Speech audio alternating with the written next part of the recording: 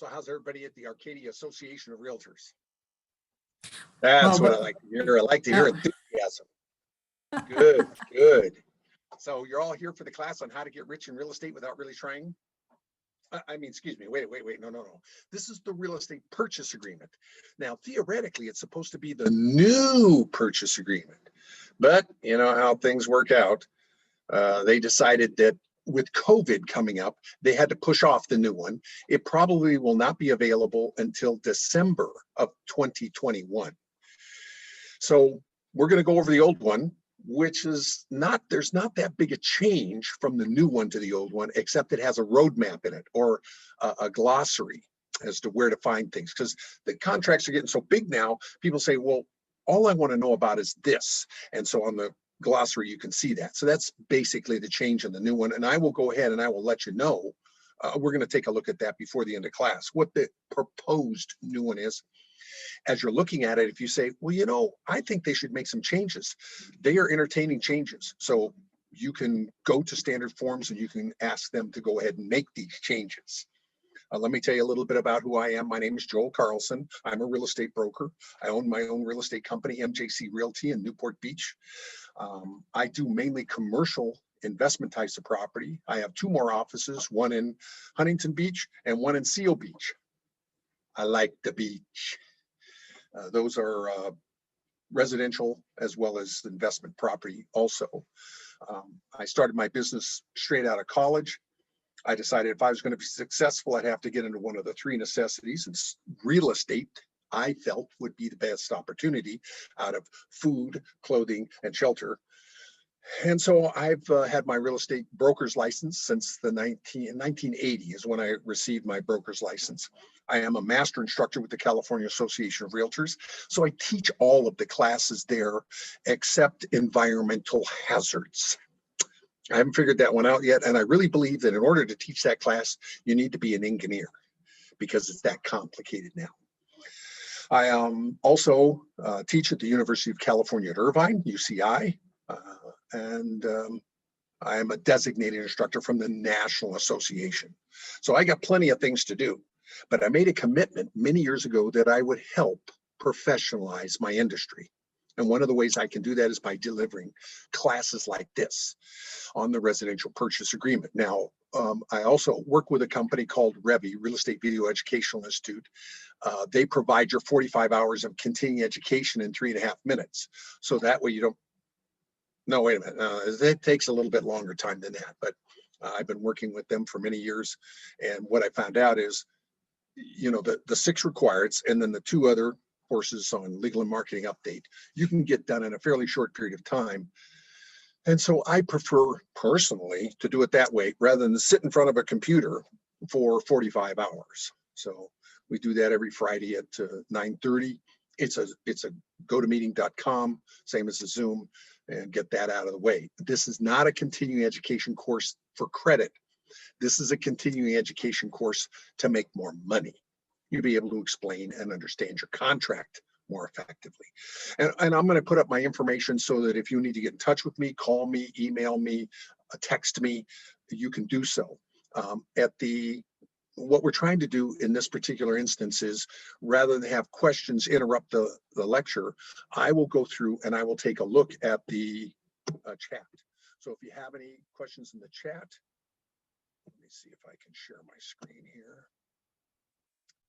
Yeah, good. Okay. You can just go ahead and put them in the chat and I'll go ahead and get to those. Now, every once in a while, what happens is somebody puts something in the chat. I'm in the middle of an idea and I will take a few minutes. If I take longer than a few minutes, you might want to put it back in the chat so it reminds me. All right, so let me make sure. I normally teach on what is called gotomeeting.com. Gotomeeting.com follows my screen. Digital or Zoom does not. So I have to make sure that the screen that I'm looking at is the screen that you're looking at. I'm gonna go over to this one so it takes out the people. So you see, now this is where everything starts. Okay, so the front page of the California Association of Realtors. So when you come here, this is what's called Lone Wolf Zip Forms Edition. And the Lone Wolf Zip Forms Edition, what happened was the National Association of Realtors and the California Association of Realtors owned Zip Forms. They decided last year, hey, we are a real estate company. We're a real estate organization. We should have people who run our real estate forms in technology. That's what they do on a consistent basis. And so they put Lone Wolf in charge of Zip Forms. They are a real estate technology company that does forms. And I was in favor of that because you have people who are used to technology, taking the input from our realtors and making sure that these forms are admissible in a court of law and understandable theoretically. That's your next magical trick. Try and understand this stuff. All right. So when we look at this, we click on here. This is Zip Forms. You got to put in your user. Do we have enough usernames and passwords? You need some extras? I got extras. Okay. And then they want to make sure I paid my dues. Wow, I paid my dues. Thank goodness. Now I can get into Zip Forms. This is called Zip Forms Online, or what they call Lone Wolf Zip Forms Edition. This requires a connection to the internet. Typically, we get this through a wireless connection. Now, here's what my problem is. When this all first started, it was called WinForms. Anybody remember WinForms? On the side of your computer, you had a crank. You had to crank it to get it to go. That was how old that was. I said when that first came up, okay, fine. We're going to be filling out our contracts online and we're going to have them signed online.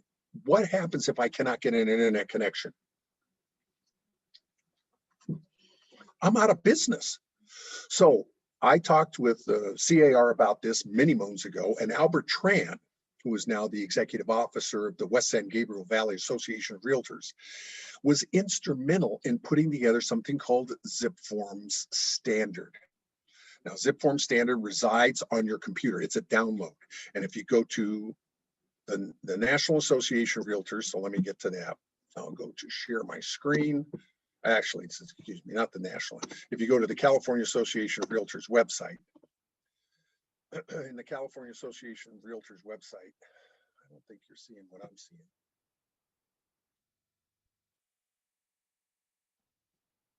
This is interesting.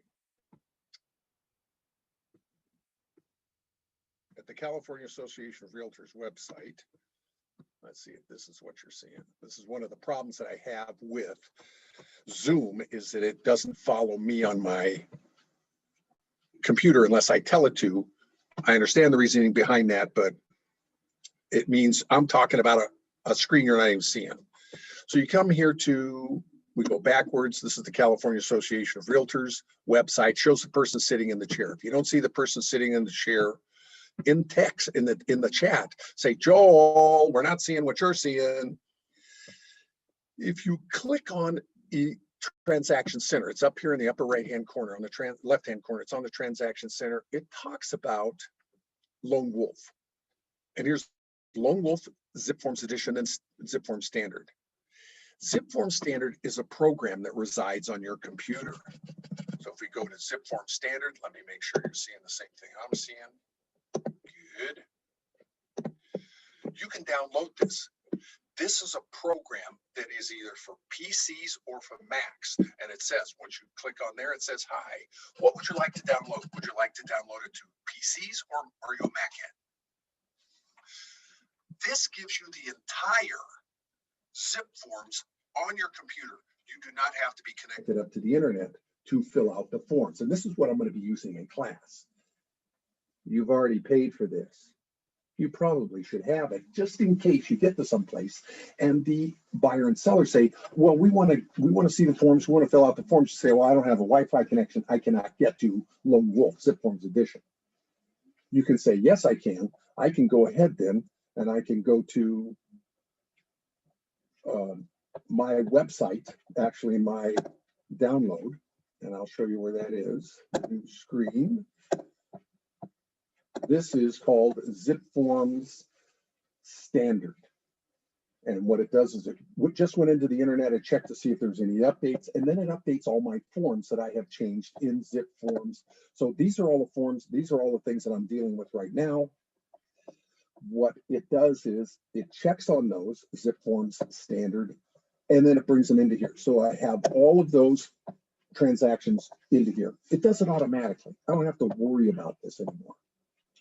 So let me make sure I have an item in the chat as a reminder. If you'd like to see figure, you can hover your mouse in between. Okay, perfect. Good, yeah, get rid of that.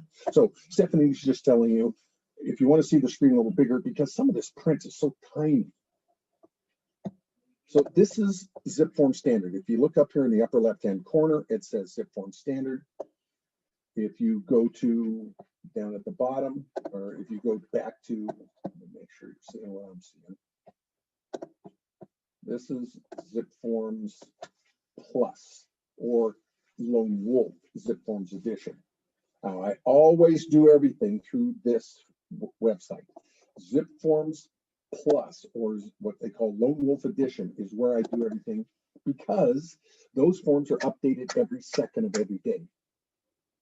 In Zip Forms Standard, this is Zip Forms Standard. Let me share that screen with you. This is only updated if I click and start the program. So if I go out of this program, it says, okay, no screen sharing. And what I'm going to do is I'm going to go ahead and I'm going to open up this again. This is Zip Forms Standard, and you just find it at the website at the California Association of Realtors. Go ahead and share my screen again here. Share screen. It looks like this. I do not have to be connected up to the internet to see this. And again, the reason I'm bringing it up, because this is what I'm going to be using today. And you say, where does he get this? Where does he see this? There's no advertising here. There's, I don't have to be connected up to the internet. I can still do business. And I have everything in here based on the fact that I got it from everything that I'm doing in Zip Forms Lone Wolf Edition. Okay, so I'm just wanting to make sure you're clear on that one. Let me go and see if there's any other chats in here. You can use your iPhone or your Zip Forms on Zip Form Standard. No, you cannot use, see the iPad, now you're getting into real estate lore or history. When I first started in the real estate business, we didn't even have computers. We didn't have computers. I used a real estate book, a multiple listing book. When we got our first multiple listing computer, we had what was called a dumb terminal. And the dumb terminal was sat at our office. And what you had to do is you had to call the number, take that, put it in a device that would communicate with your computer, was at the office. This is back in the 70s, late 70s, early 80s. And then it would communicate with the Board of Realtors, MLS. So there was nothing stored on the computer that you had in your office. Everything was on the MLS. Then technology moved on. We had our desktop computers, and it was a huge computer set down below, and we would put all our information onto there. So we didn't need to have a connection to the computer at the MLS. We would go there one time, download everything, and it would be on our computer, and we could work with that. Well, we've gone back to dumb computers or dumb terminals, and here's the reason. The iPad is merely a conduit to the internet. So if I'm using my iPad, I can log into an internet connection. Then I can see my forms on Zip Forms Lone Wolf. You cannot download because there's not enough space in there, and it wasn't designed for Zip Forms Standard. So if you say, well, I always use an iPad, that's fine. All I'm saying is, If you're in a situation where you cannot get an internet connection, you have to have an internet connection to use your iPad or your tablet. Then if you have your regular laptop or desktop, not your desktop, but your laptop computer, you can download this program that I'm showing you right here. This is a program you've already paid for, and you can still do business. That's all I'm saying. You say, well, I would never use this. Fine. I use it all the time from this aspect. I go to Starbucks. The internet connection is good, then it's bad. then it's good, then it's bad. I can work with this all I want. I don't have to worry about the internet. I come up here, I click on my purchase agreement, residential purchase agreement. It comes up. If I'm not connected to the internet, it still looks good. So that's why I like to use for my classes, Zip Forms Standard. That way, I don't have to, there's no advertising. I don't have to worry about an internet connection coming and going, because every once in a while I get a thing that says the internet connection is not too stable. Well, it doesn't matter. So I just want, a lot of times people say, where are you at? I don't see this on Lone Wolf. You won't see this on Lone Wolf. Okay. You don't see this. It's a different, it has advertising on it. It has different buttons, but it does the same thing. All right. And so, all right. So let's go back here and we're going to talk about real estate purchase agreement. Is there any questions of a general nature before we get started here? Like, yeah, Joel, when are you going to take a break? Good question. We'll take a break probably about 2 o'clock for 5 minutes, and then another one at 3 o'clock, and we'll be done by 7 o'clock tonight. No, we're done by 4 o'clock, unless somebody asks a lot of questions. No, I like questions. You know, when I talk to the attorneys at CAR, when I have to go to classes, because as an instructor for the California Association of Realtors, twice a year we have to meet with the attorneys. Now we do it by Zoom, and we have to listen to all the court cases we've lost as realtors, and then I'm supposed to tell you about them so you don't make the same mistake. So, and they always start out like this. Hello, my name is attorney such and such. I'll be speaking to you for the next 300 years on some topic. Please hold all your questions to the very end when you've forgotten them. No, I want to know the question now. I want to know the answer now. So I encourage questions. Now, if you want to talk to me about the bad buyers and the bad sellers, save it for the break. Okay, we'll have a drink down at the yacht club. If you have a legal question, nothing in my introduction said I'm an attorney. You go to area code 213-739-8282. Talk to them. Okay. But if you have a question on the forms, presentation of the forms, what this particular area means, I'll be happy to go over that with you. Okay. And I'll give you my contact information. It's very complicated. It's joel@joelcarlson.com. Okay. But I'll put it up on the screen so that you can see it. All right. So we start out with the real estate purchase agreement. The first thing on the real estate purchase agreement is the agency disclosure. Now, agency disclosure has been law since 1988. You must give this to the buyer and give this to the seller by law on all 1 to 4 residential units since 1988. In 2015, it was upgraded to say all real estate transactions are required to have this. So if you sell real estate in the state of California, I don't care what kind it is, you have to give this to the buyer and you have to give this to the seller. It tells you exactly what your duties are when you do this. It says right on the form what your duties are. It says if you represent the seller exclusively, you have a fiduciary duty of utmost care, integrity, honesty, and loyalty in dealings with that seller. If you deal with the buyer exclusively, you have a fiduciary duty of utmost care, integrity, honesty, and loyalty in dealings with that buyer. Now, fiduciary duty is defined under Black's Law Dictionary as highest binding trust. So whoever you represent, you have the highest binding trust to. Okay. Let me go here. I can't mute everybody. Okay. So make sure that you're on mute, because sometimes I hear your background noise, the dog's barking, the phone ringing, things like that, and that's sometimes disconcerting to our seminar. Okay. And especially sometimes you forget your cameras on and you do things that I'm glad some of these things have been recorded, because some of the things you do while you're on camera are just unbelievable. So if I were you, I'd turn off my camera and I'd make sure I was muted. You can hear me, you can see everything. There's a copy of this being made. It is being recorded, so you can take a look at it on your website at some other time. Okay, good. Joel, this is Stephanie. Some of our listeners are having some difficulty with hearing the sound go loud and then soft and being a little cutting out every now and then. Can you just check to make sure your connection is secure for the microphone you're using? Yes. All right. Moving it a little closer to me to make sure that you can hear. Okay. All right, so the only thing I can tell you is I do this on a consistent basis. The internet is being bombarded. It's just like our electrical system. Our electrical system was designed in the 1960s and 70s. It can't keep up with the expansion. The internet, everybody's sitting at home on the internet, so it's slowed that down considerably. So my internet connection is through light cable.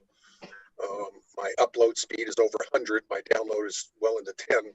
So I've got plenty of bandwidth.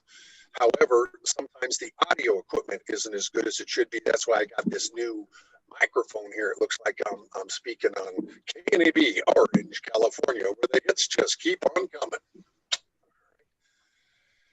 So I'll put this up here and then we'll go over if you are having trouble hearing. I've got the best connection I can get through Zoom. So as far as when I go up here and I look at all the items, security items, okay, a couple of chat items here. It says, okay, Mike, okay, still cannot hear. All right. Is anybody else having trouble?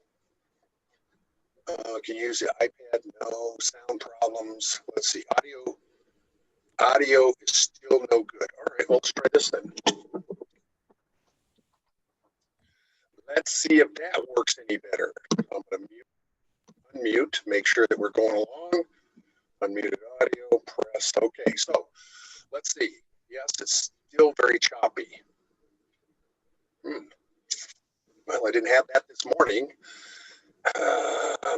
All right, so now what I've done is I've unplugged the Magic microphone and just talking through the computer itself. Is that any better? Okay, so if you can hear me now, raise your hand. I can't see it, but all right. So I'm going to go ahead, and if you're still having audio problems, let me know. I'm going to leave the screen on there so I can see it. It got worse. Still not good. Well, let me plug this back in. See if we can make it unworser, as the kids would say.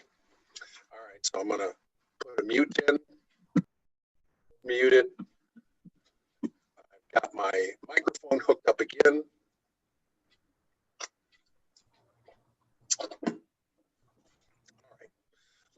Let me go ahead and talk for a while. If you still can't hear it, maybe I have to log out and log back in again.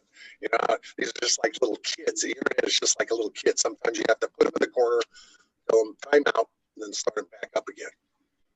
So this is the agency disclosure form that I'm showing you here. Let me make sure that you can see this. Yep, good. And also some of the bandwidth.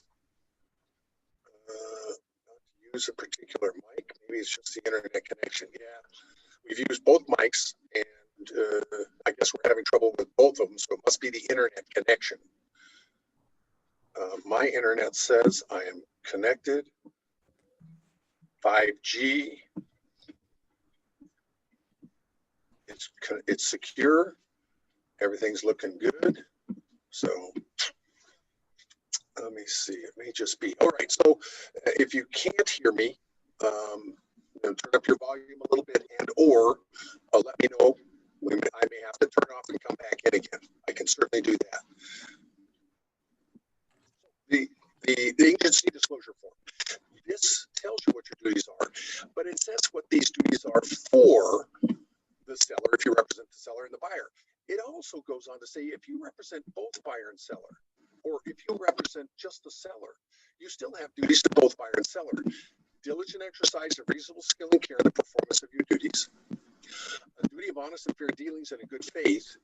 And this is the biggie. This is Easton versus Strasburg, 1984. A duty to disclose all facts known to the agent materially affecting the value or desirability of the property.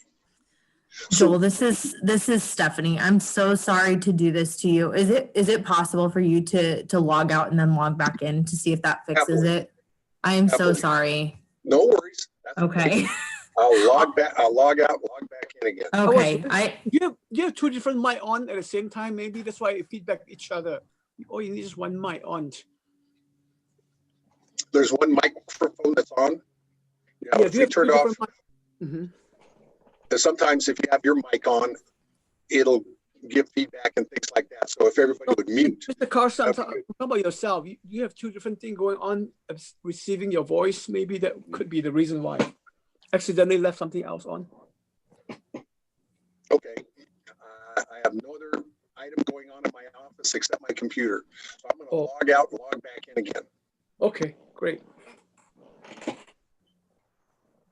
I have my apologies, everyone. Thank you so much for your patience. We'll try to see if we can get this sound problem fixed. No problem. It's not your fault. And he's doing a great job. I've been listening to him for almost 20 years.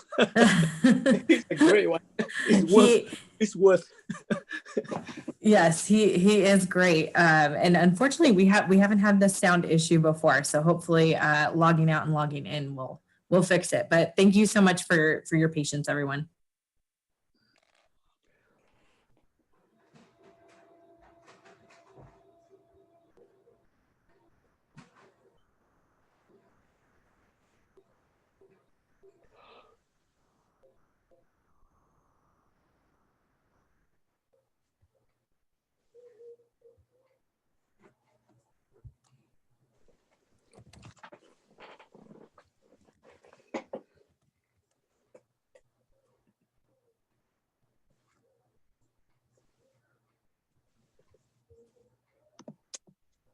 All right. Let's see if that got any better. Perfect. Oh, much better? Sounds much better. All right. Yeah, it's one of those technology things. They always have to make your life more interesting. You know, that's Now the we're old talking. curse. Thanks so much, Joel. That definitely seemed to have done the trick. Perfect. All right. So we'll go back here. So we're at the agency disclosure form. Now, the reason I take so much time on this is because here's what this says. If you look at the back of this form, if you do not follow the 3 steps properly, disclose, elect, and confirm, you're not entitled to a commission. It says right here under section 2079 of the Civil Code. When I heard that, I said, what? Well, I'm going to learn this puppy. So you must give this out at a specific time. It tells you what your duties are. You give it to the buyer, you give it to the seller, and they read it. And here's what they read. Make sure that you're seeing the same thing I am. Good. It says right here on this form, when they read it, if you go down to the bottom of the form, it says, the law requires each agent, that's you, with whom you have more than a casual relationship with, whatever that is, to present you with this disclosure form. You are to give it to the buyer and the seller at a specific time, the last minute in times before they sign the purchase agreement or before they sign the listing. But it says once you form more than a casual relationship, you are to give them this form. Now, here's the definition of a casual relationship at my company, MJC Realty. If you start showing people property, you form more than a casual relationship, you get them to sign this. If you go for a listing presentation, you'll form more than a casual relationship, you get them to sign this. When they sign this, it does not obligate them to anything. It merely tells them what your duties are. Right above, honest and fair dealings, good faith, disclose all facts known. So sometimes they think, oh, this is a buyer representation agreement. No, it is not a buyer representation agreement. It's a disclosure. It tells you what my duties are. That's the first step. I give them this agency disclosure form. Once I give them the agency disclosure form, then I have to find out from my broker how I'm going to fill in the first page of the purchase agreement. And this is why this all culminates together. Am I going to represent the buyer exclusively, seller exclusively, or both buyer and seller? And depending on the circumstance will depend on what the answer to that is.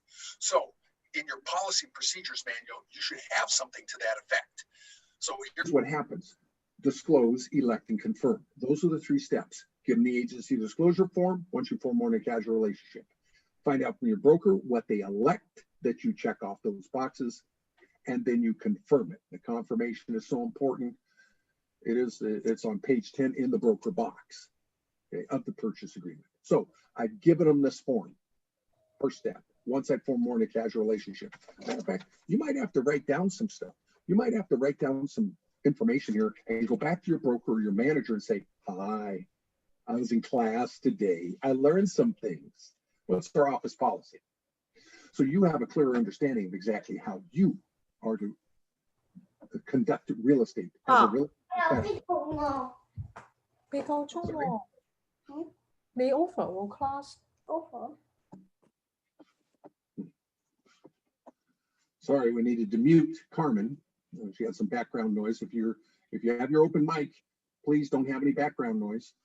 It distracts poor Joel, and he's trying to figure out how to work this stuff anyway. All right. So we gave him the agency disclosure form once we form more in a casual relationship. The next thing is we find out from our broker which boxes do we check off. Now they give you an example of those boxes on the back of This agency disclosure form. This is under 2079 of the Civil Code. I showed you that. It tells you what the definitions are in the first part, and then it comes down here and it gives you an example of those boxes you check off on the first page. You do not check off the boxes on the back of the agency disclosure form. Why?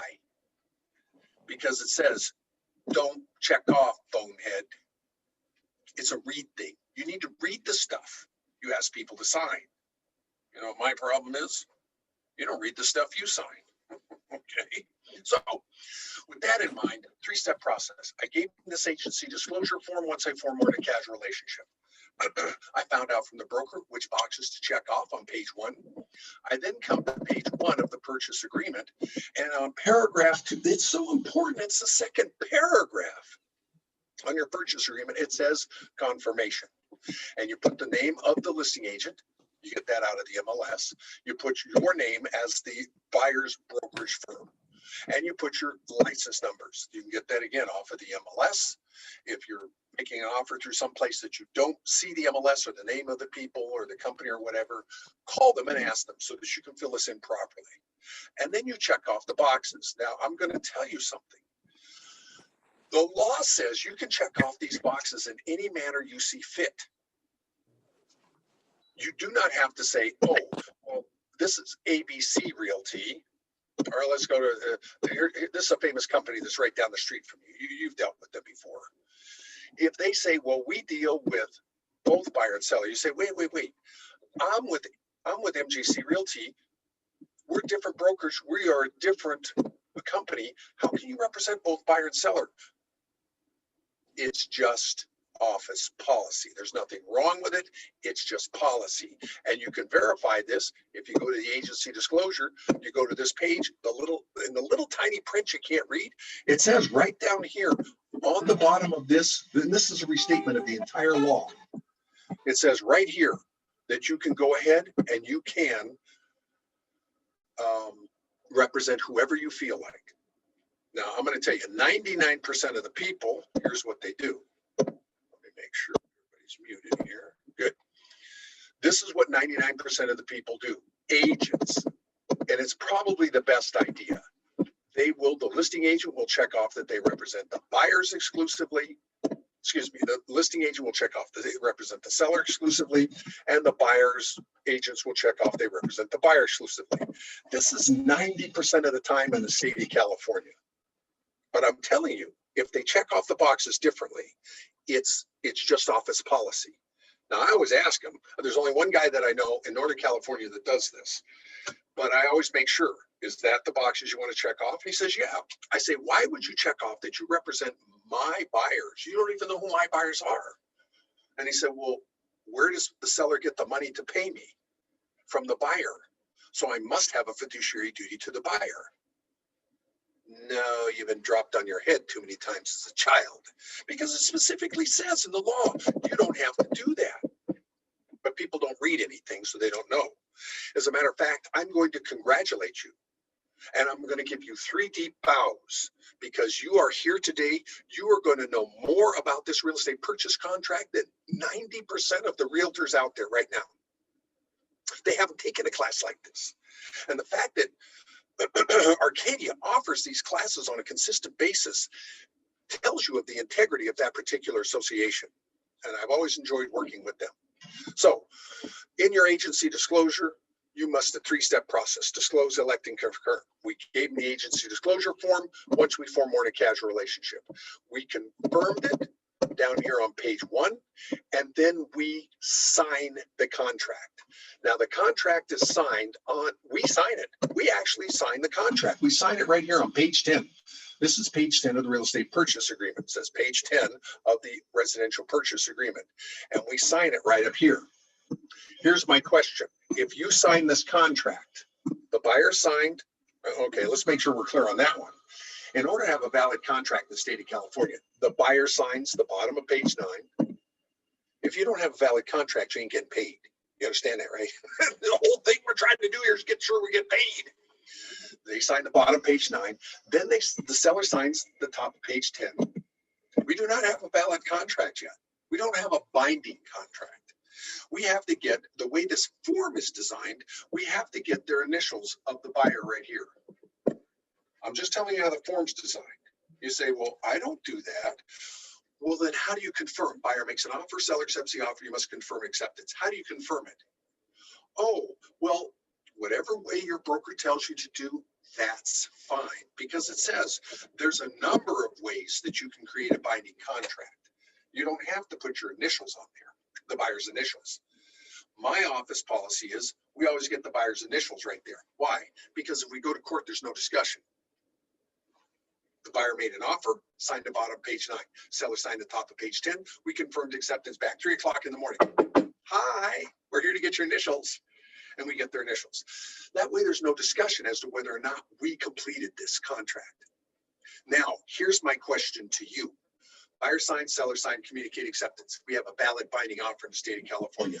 Now, right down here in the broker box, you sign it. You sign this contract right here. You have the right to do that based on your independent contractor agreement that you have with your broker. It's required by law, okay? It says in there, you can sign contracts on the behalf of the broker. If you sign this contract, you sign it right here. If you sign this contract, are you a party to the contract? If you sign this contract, the buyer signed, seller signed, got to communicate acceptance, valid binding offer, now you sign it. If you sign it, are you a party to the contract? No, it says right here, the real estate brokers are not parties to this agreement. This is between the buyer and the seller. Well, then my question is, why am I signing the damn thing? It says B, agency relationships are confirmed as stated in paragraph 2. Remember, you checked off those boxes. It says I represent the buyer exclusively or the seller exclusively, or I represent both. This is your confirmation. That's the only reason you sign it. You are not a party to the contract. As a matter of fact, if we go back to page 1 of the purchase agreement, and we look at page 1 here on the purchase agreement, it says paragraph 1, number 2, paragraph 1E, buyer and seller are referred to as parties, brokers are not parties to this agreement. It says it on the first page, it says it on the last page, and you still don't see it. You need to be knowledgeable in the area in which you deal. You need to read these things or come to classes like this and get that knowledge. That's again why I say thank you for being here today. Because if you go to page 10, you talk to 90% of the brokers out there and say, are you a party to the contract? They'll say, if I sign it, I'm a party. Not even reading the contract. You need to be knowledgeable in the area in which you deal. So we got through the first disclosure here, agency disclosure. Now we're on to fair housing. This is a new form. It basically restates everything that's under federal law and state law. Now, federal law, I want you to make sure that you're clear. Let me see. Oops, stop sharing. Oh, your screen is paused. All right. Let me make sure I'm with you on that. No pausing.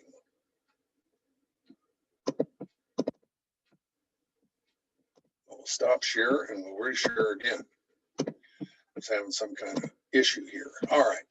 So this is the second advisory, second thing, and it's in your purchase agreement. This purchase agreement is now 18 pages long. It's 18 pages long. Okay. This is the fair housing. So under fair housing, it tells you all the different places you can get the information, where the loss came from. What I'm concerned about is what those are. And if you look here, it tells you federally as well as state.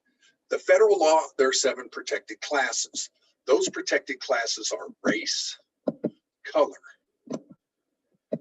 sex, sex, familial status, handicap status, disability, national origin, and religion. Those are the 7 protected classes. The balance of these have been added by our state legislature under our Constitution. They are subsets of these 7. So, or sexual orientation, marital status, membership, age, military. These are all violations if you don't treat the people equally. Because of that factor, you're in violation of state law. Now, here's something that was very interesting to me of this particular form that we're looking at here. If you come down here, it talks about in number 8, examples of conduct that may not be motivated by discrimination or the intent, but could be construed as discrimination. You ready? Offering the buyer personal information or a letter from the buyer. Offering personal information of the buyer or pictures or a letter or anything like that to the seller. This is called our love letters. We always do this for young couples. Or young couples say, we want to buy this home, we love this home. Well, let's write it out on a letter. We write out the letter, we give it to the owner. That could be construed as a discriminatory act. I'm just telling you, that's what this says. So love letters, be careful, talk to your brokers. Now remember, well, let me tell you what my 3 caveats are for this class. A caveat is a promise to do or not to do something. Here's all I'm going to do here today. I'm talking about 1 to 4 residential units. That's all I'm talking about. My second caveat is I will tell you what those laws are that are governing 1 to 4 residential units. And I'll give you the citus for it so you can look it up yourselves if you're interested. My third caveat is the most important, and that is it doesn't matter what I say here. It matters what your broker says, because your broker is ultimately liable for whatever you do under 101.3.1 of the Business and Professions Code. So if you say, well, I use, I do personal letters, do that, that's fine, as long as that's approved by your broker. There's an intimation here that might be discriminatory. It's not saying it is, it just said it might be. These are examples of conduct that may not be motivated by discrimination, but could be construed as such. This is only page 1. I got another page here of this. Steering, channeling, it goes on and it talks about denying home ownership insurance or any of these kinds of things.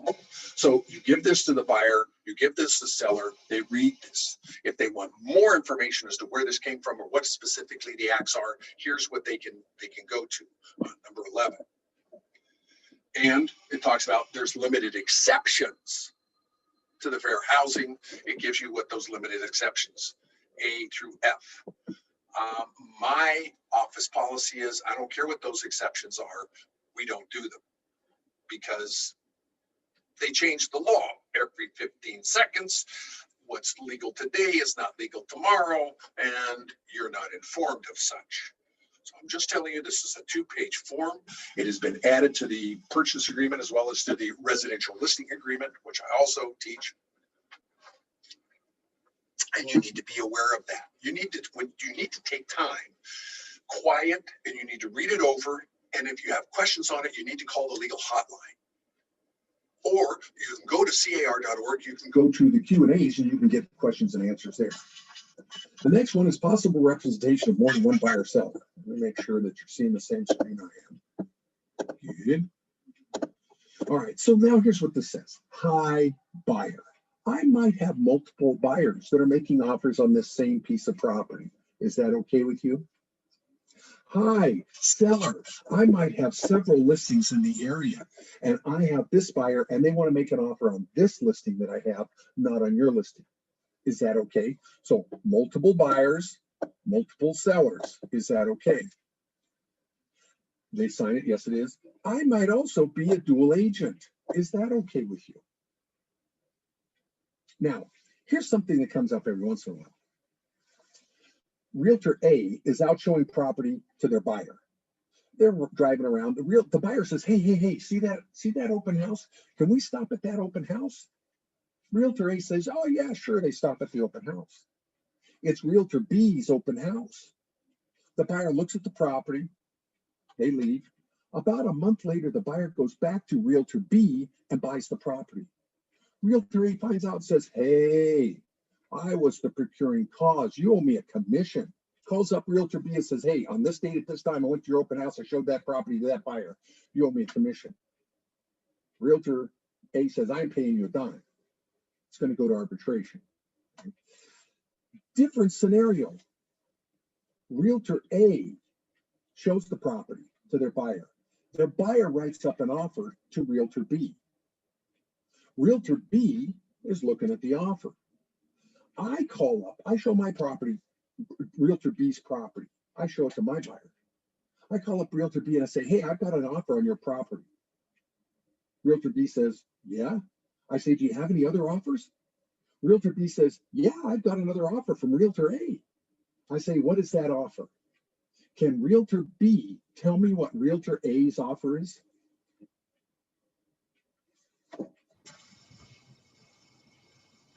Offers are not necessarily confidential. Buyer is advised that the seller or the listing agent may disclose the existence of the terms or condition of the buyer's offer. It says it right here. Now, I've been taught all my career you can't do that, and yet here it is. It's not only here, it's also in your 14-page statewide buyer and seller advisory, and we still don't see it. Here's what becomes incumbent upon you. This is something you must do. Hi, buyer, we're going to make an offer on Realtor B's property. Did you know that Realtor B can show your offer to other realtors out there? Tell them about it.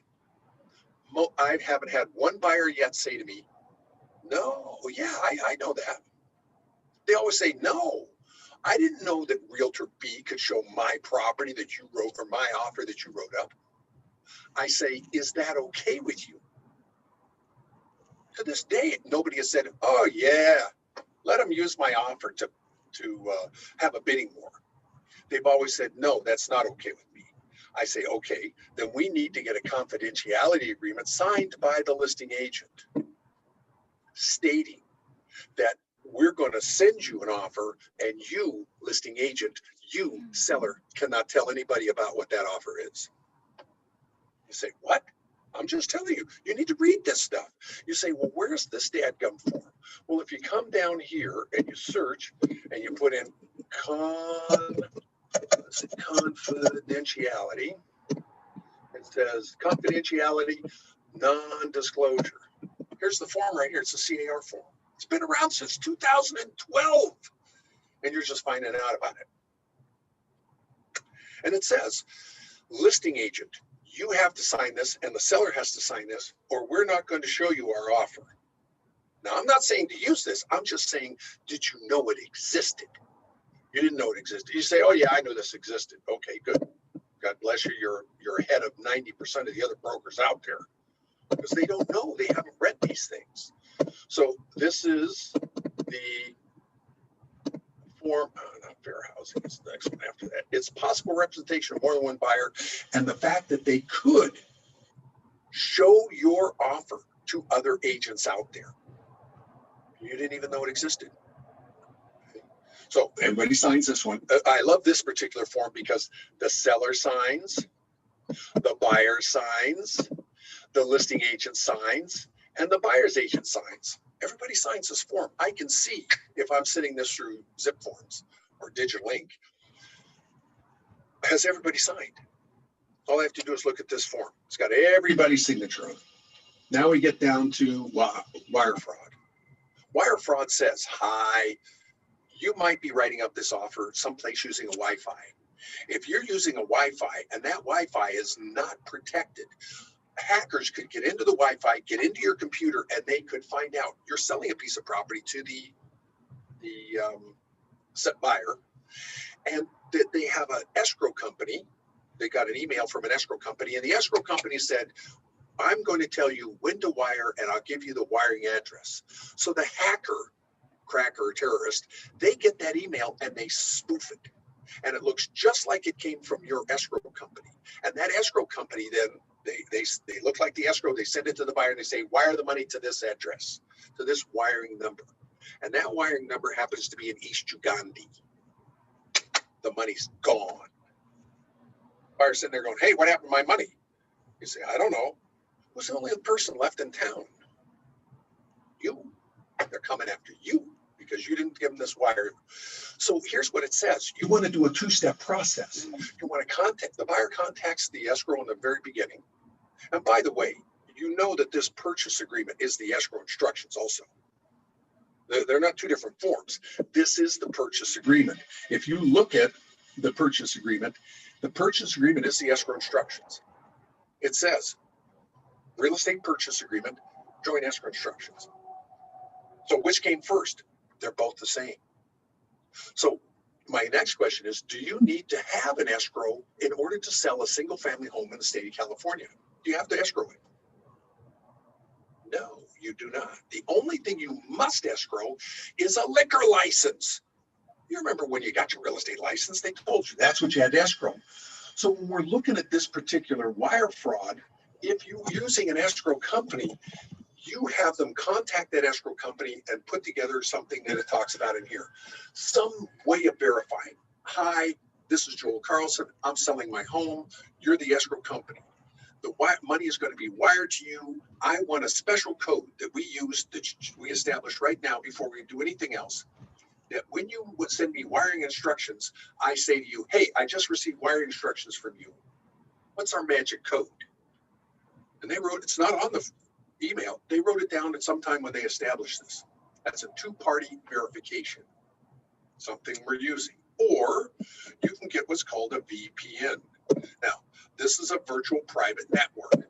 This is a VPN that I use. It's called I'm not saying that you have to use this. I'm just saying this is the one that I use. When I'm someplace where I don't trust the Wi-Fi, my hotspot shield comes on. And if the hacker gets into my computer, they're going to go to Charlotte, North Carolina. And the boys in Charlotte, North Carolina are going to say, what y'all doing in Joel's computer? What protects my information. When I first established this, this was free. Hotspot's Shield was free. It's still free, but they advertise you to death. So I'm not saying use Hotspot Shield. I'm saying use a VPN. This is a virtual private network. Some computers have built in. My Lenovo, it's built in. I don't even need this.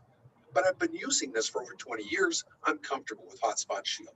Costs a little bit of money, but it protects the information. As when I'm at a Wi-Fi at Starbucks or Panera's or wherever I am that's unprotected, I have this protection. Nobody can get into my computer. So this is one of the things that it talks about in here. It says have a VPN. All right, then we move down to the purchase agreement. We finally got to the dadgum purchase agreement after all this time. If you don't do these things right, guess what? You don't have a valid binding offer in the state of California. All right, so first thing is this date. This date is your date. This date has nothing to do with the buyer or seller. This is just, if it was a random number like 8784582, it would have the same effect. And here's when it's used. You have a counteroffer or you have an addendum. It always says the purchase agreement, notice what it says right here, dated between Mr. Buyer and Mr. Seller, and this is the addendum, or this is the counteroffer. So it identifies that particular purchase agreement. So let's suppose we have ABC. Let's see, ABC. C Inc. This is really interesting, isn't it? The corporation is buying this piece of property. Right. It's just not working out, is it? Backspace Inc. Get rid of you. All right. So that's who's buying the property, and it's in their property they're acquiring is 123 Indiana Street in the state of Bliss, whatever. So we put all this information in here. Then it comes down to the purchase price. Now, I love this. If you say, well, I want to, the buyer says, I want to buy the property for $1,233,465. And we put a 0 in there. All you have to do is go tab and it automatically puts it in there. Oh, I got too many zeros. Take one of the zeros out of here. Make it just 12 million. All right. So make it a million. It writes it all out for you. I love this. As a product of the LA City School District, I don't have to try and spell all these numbers out. It just says $1,233,465. So I just love that from that aspect. Then it talks about days closed. Typically, we're going to do days. And people say, well, what day should I put in? I always call escrow. I say escrow. You're doing deals every day. This is a $1.2 million sale. It's a single family home. They're putting down 30%. They're going to get a new loan. Approximately how much time do you think it'll take? Escrow's doing this all the time. They'll say, oh, you're getting a new loan. You're going to have to do this, this, this. It's going to take you 45 days. Or it's going to take you 65 days. Or it's going to take whatever amount of time. I know, you know as well as I do, the buyer wants to close when? Today. When does the seller want to close? Today. Even if it's all cash, we can't do it that quick because we have to have title and we have to wire the money. All of those take time. So whatever amount of time, sometimes the buyer says, well, I want it as fast as I can. Talk to escrow. They know how long it's going to take to get this together. The lender, the appraisal, the title insurance, everything. Oh, well, I'm buying it all cash. Find out from your title company because that's all it takes is the title company's got to issue a title policy. All right, so we're just going to put 45 days in here. We've got $1 million, and then we come down here to who's writing up the offer. We get remember their license numbers, got to put them in there. And then it says financing, the initial deposit. Now, I always hear this. Well, the initial deposit, they put it in the MLS, must be at least 3% of the purchase price. First of all, we don't even know what the purchase price is, but if we do 3%, what is that? That's about $3,600,000, or let's see, $36,000, 3%, 36,000 on a. So if we put in 36,000 here, what happens in this particular instance is that particular number has been brought up by some bizarre way that they come up with this. And here's what happens. They're looking at a law that talks about owner-occupied properties 1 to 4. Now, that's all we're talking about here is 1 to 4 properties, 1 to 4 and the laws that go along with them. So if in fact somebody says, hi, we're going to buy a piece of property and remember, who can say this, they must put in 3%. And it's a little bit more than that, but we just make it nice round numbers. 3%. Who says that it's 3%? The seller does, not the agent. The agent has nothing. Remember, I already told you, you're not a party to the contract twice, it says in here. You're not to be telling them what to do. You explain to them what the ramifications are. Here's what the ramifications are. We go to the bottom of page 3. At the bottom of page 3 is paragraph 9. Paragraph 9 says closing and possession. Buyer intends to occupy the property as their subject residence. That's the first thing we have to see because the law they're referring to is, it says it must be owner occupied and it must be 1 to 4. If it is not owner occupied or 1 to 4, then the protection of the deposit is superfluous. Whatever that deposit is, if the buyer backs out, the seller can keep their deposit unless they have contingencies. This is what we're talking about is there's no contingencies. There's no contingencies left. The deal is supposed to close tomorrow. I get a call from the buyer. The buyer says, I'm backing out of the deal. I say, if you back, all your contingencies have been removed. If you back out today, you know what? You're going to lose your deposit. He says, I don't care. At that moment in time, the seller would get the deposit. But this 3% comes from a different aspect than owner occupied. We have to go to bottom of page 3, determine, is it owner occupied? Yes. Then we got to go to page 8. On page 8 of the purchase agreement, paragraph 21, it talks about liquidated damages. And under liquidated damages, Here's what they're initialing. I always have the buyer say, oh, we're going to initial this. What does it include? Oh, I'm the seller. I'm initialing this. What does it include? All that's included here is the first sentence. The balance of the paragraph is a restatement of the law. And here's what the first sentence says.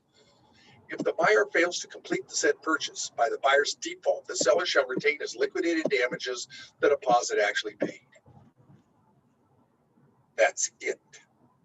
The balance of this is a restatement of the law. Excuse me.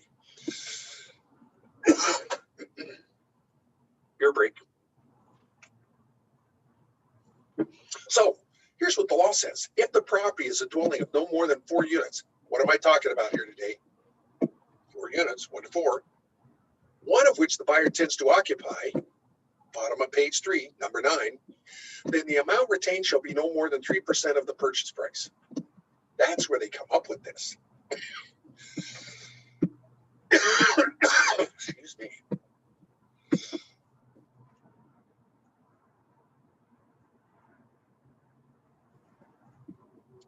Uncle would say swallowed a bug. So when somebody says to me, well, you got to put up 3%. No, it's between the buyer and the seller. I got nothing to do with this. And if the buyer says, I'm going to put up $200 as a deposit, I'm taking the deal. You know why? Because under contract law, it says if the buyer promises to buy and the seller promises to sell, that's consideration. You do not need a deposit to make this a valid contract in the state of California. Now, you know as well as I do, if there's no deposit, the buyer will back out without even thinking about it. But if you make them put in some money, they're going to go, oh, we're not going to back out of this. Okay, we're going to stick with this. We got cold feet, but we'll stick with it. So here's what I'm telling you. Make sure I don't have any test questions here. Oh, I go up here for them. Don't I? Good. Okay. So here's what I'm telling you. If in fact they say 3%, that's fine. It's between buyer and seller, and they can do anything they want. But if the buyer says, I'm not going to give them a deposit of 3%, I'll give them 1% or $1,000. Whatever they say, I'm writing the offer anyway. Because in the long run, the promise to purchase is the consideration, not the money. The money is the liquidated damages. And it says you get to keep the actual deposit paid if it is a 1 to 4 residential unit, one of which the buyer intends to occupy, then no more than 3%. That's where they get this 3% from. They don't know, they just come up with this. So if we come back here, page number 1 of our purchase agreement, we come down here to our deposit. We can put anything in there we want. When they put it in the MLS that it must be 3%, I always say, did your seller come up with that? They would say, no, I came up with it. I said, well, you're the agent. Yeah. So you're an owner in the property? No, I'm not an owner. You have a power of attorney? Oh, no, I don't have it. Then you can't make those decisions. That's made by the seller, not you. You don't make those kind of decisions. So if somebody said, well, this is the way I think it should be, do it properly. Hi, seller. In the contract, it says, if the buyer backs out, the maximum you can keep is 3%. Yeah. Might it be a good idea that we go ahead and put that as a minimum that they put up for the deposit? Yeah, I think that's a good idea. Good. Who said it? They did, not me. I just told them what the ramifications were, and they made the decision. So if in fact it's $36,000 approximately. Now here's where the kicker comes in. And I love this contract. The buyer delivers the money directly to escrow or electronic funds. I never touch the money. The number one reason agents lose their license in the state of California is trust fund handling. We never touch it anymore. We don't touch the check anymore. If we don't touch the check, guess what? We can't lose our license because we don't have to write it in our trust fund register, and we can't lose it. The buyer takes the money to escrow. The buyer wires the money to escrow. I love this contract, and that's protected us. If in fact there's an increase for deposit, this is where it gets a little interesting, because this contract covers the first 3%. Any other amount of deposits, the seller says, listen, I'll take your 3%, but I want you to up it to 10, or I want you to put in another $50,000. after 17 days. The buyer says, okay, I'll put in $50,000 after, because I really want the property. So I'll put in another 50. The $36,000 is covered by this contract. The $50,000, you have to have another form called an RID, a receipt for increased deposit. If you don't, that $50,000 is not protected under the 3% rule. So all of a sudden, here's what happens. The buyer backs out, no contingencies.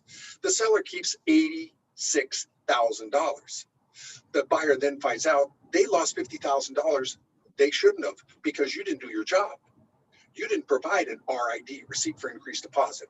This contract only protects this $36,000.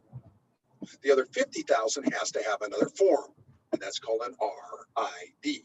Now, I'm going to tell you something. I've been in this business a long time. I've had 2 transactions in my lifetime where we've increased the deposit. One where the buyer said, I want to increase the deposit because I think it's a good deal. And the second one, the seller said. Either one requires an RID to protect that deposit. Because remember, by law, how much of that $86,000 can the seller keep? $36,000, 3%. However, if that $50,000 is not covered by a separate agreement, then they could keep the whole $86,000. Again, who's the last person in town? You. And they're going to come after you for the $50,000 that they lost because you didn't come up with the CAR form RID. Now, I'm going to tell you, probably never going to run into this, but if you do, 10 years from now, I want you to say, oh my God, that guy yelled and screamed at us about this. What was that form? Just look here. It'll tell you what the form is. Matter of fact, if you want to have some fun, here's your homework. This is a 10-page form. This real estate purchase agreement is a 10-page form. If you look at the bottom of the page, it says 1 of 10. Here's your homework. You are to go through this 10 pages and you are to count the number of times it says CAR form. Just count those. There's 48. That means you could have an 18-page purchase agreement. Remember, 18. We're only on page 7 of it. And another 48 pages to be added to this. Plus, there's an additional 41 disclosures that might be added. You're talking about over 100 pieces of paper or forms that have to be given out. And they tell you, don't crack this law. It's getting interesting out there. So with that in mind, we get down to all cash offer. They say, we're going to make it all cash. If they make it all cash, could they still get a loan? Yes. Just because this goes away doesn't mean they can't get a loan. If they click all cash, this goes away. The ability to put in the terms for when they put all cash. So if they do put in all cash, they can still get a loan. They just have to close within the period of time.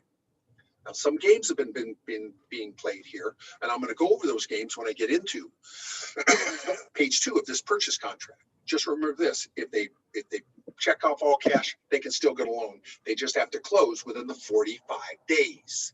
If they say, oh, we're going to get a loan, we need 60 days. Seller does not have to cooperate.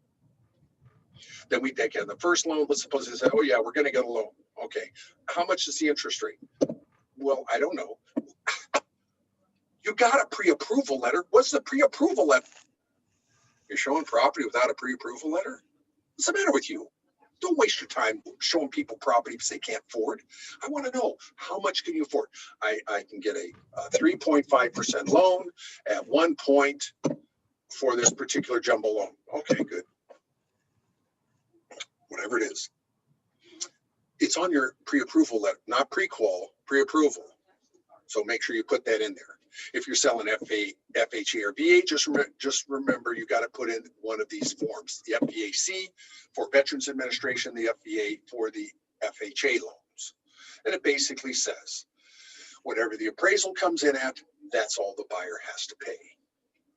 Plus it says there's minimum property standards. You have to have water and air that can be heated. Locks in the doors, locks in the windows that work, and a roof that's certified for at least 5 years. So that's what those forms say. Last thing before we take our break here is other financing terms. So let's suppose the seller says, you know, seller will pay 4% of the buyer's non-reoccur, or buyer's closing costs. We'll just put buyer's closing costs, or buyer's costs, that's fine. That's where this would go. This is part of the financing. And the reason I'm going to tell you it's part of the financing is because on page 2, it says, you got to disclose whatever they're being given. And that might affect the saleability of the loan. All right, then we get our thing. We have everybody's initials down here, buyer's initials, seller's initials. We go to page 2, verification of down payment. Now we're going to take a little break here. So everybody get up, stretch, run around the room. I got to get some more go juice. Everybody's drinking juice, so I'm drinking go juice here. And we'll be back here in 5 minutes. So when Mickey's big hand is on the 7th, well, now it's on the 8th. So we got 5 minutes, take a little break. Get up, stretch, run around the room. See you back. Bye.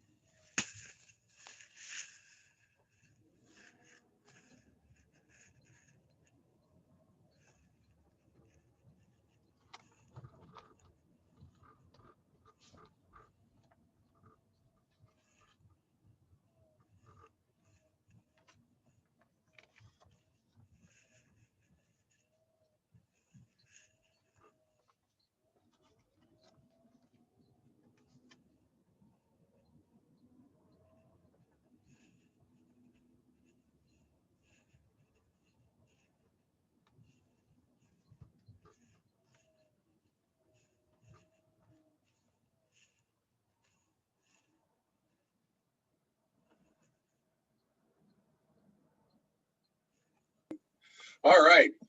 So we'll go ahead and get started here. I had somebody say, well, wait a minute, Joel, you got 10 more pages. Are you going to get done in time? Yes, having only done this for a short period of time. We're going to get through everything.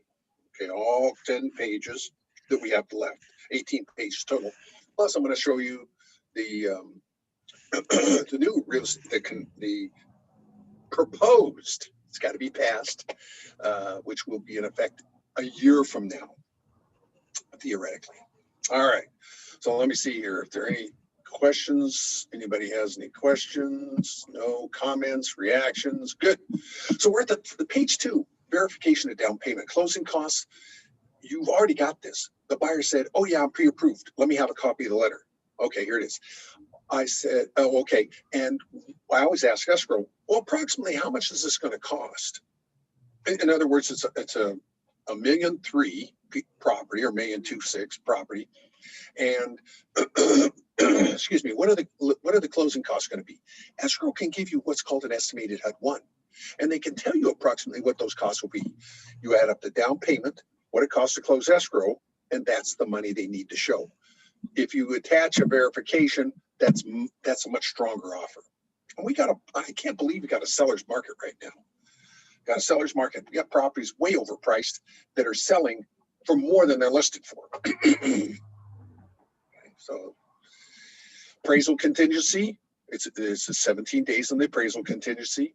Loan application, well, they should have already done their loan application, but they got 3 days to do it. This is contingent on the loan. In other words, if they can't get, yes, I've been pre-approved, but they find out the title can't be shifted or the appraisal doesn't come in, they don't have to buy. So it is a contingency here. This loan is a contingency. If they can't get the loan, they get their deposit back. The loan contingency were removed in 21 days. Now, you say, well, everything is 17 days. Where'd they come up with 21?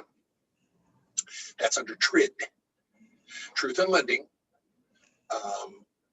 and RESPA, Real Estate Settlement Procedures Act. What they did is they combined them and they said, to get through all of the disclosure, this is federal law, to get through all of the disclosures, it will take you at least 21 days. So that's where this comes from. I've had lenders tell me, no, we can start and finish this in 17 days. Okay, I'm just telling you what the feds say. If you can do it faster, that's fine, as long as you make the loan and can sell it, get rid of it. What if they click off no loan contingency? Now, if they click off no loan contingency, can they still get a loan? Yes, it's not contingent on the loan. No loan contingency, show me the money. All cash, show me the money. Now, I don't care. The seller cares. The seller says, I'm going to take my property off the market. You're telling me you're going to buy it all cash.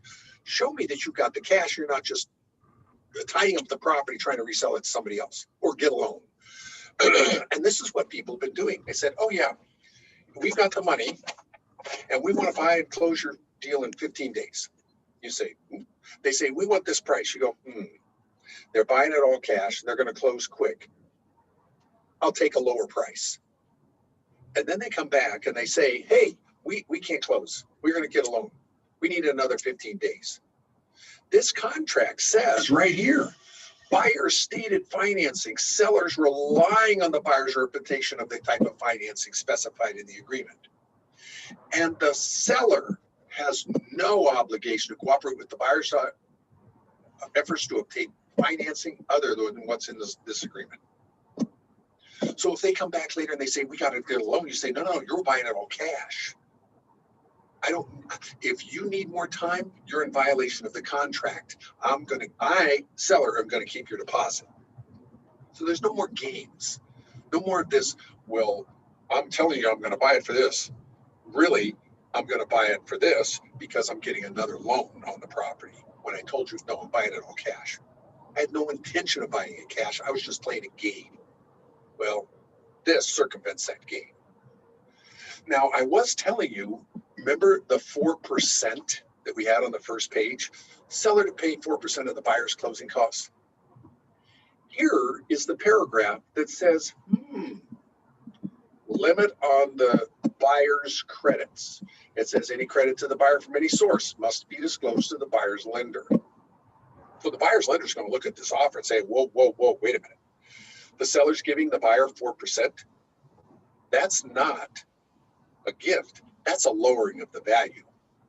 Now, I will just tell you, in certain instances, that loan cannot be sold to Fannie Mae and Freddie Mac.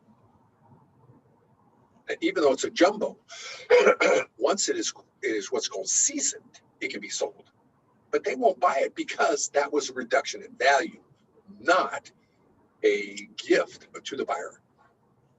So you want to make sure whenever you're telling, so the seller says, I'll give you 3%, and the agent says, I'll give you 1%, that's 4%.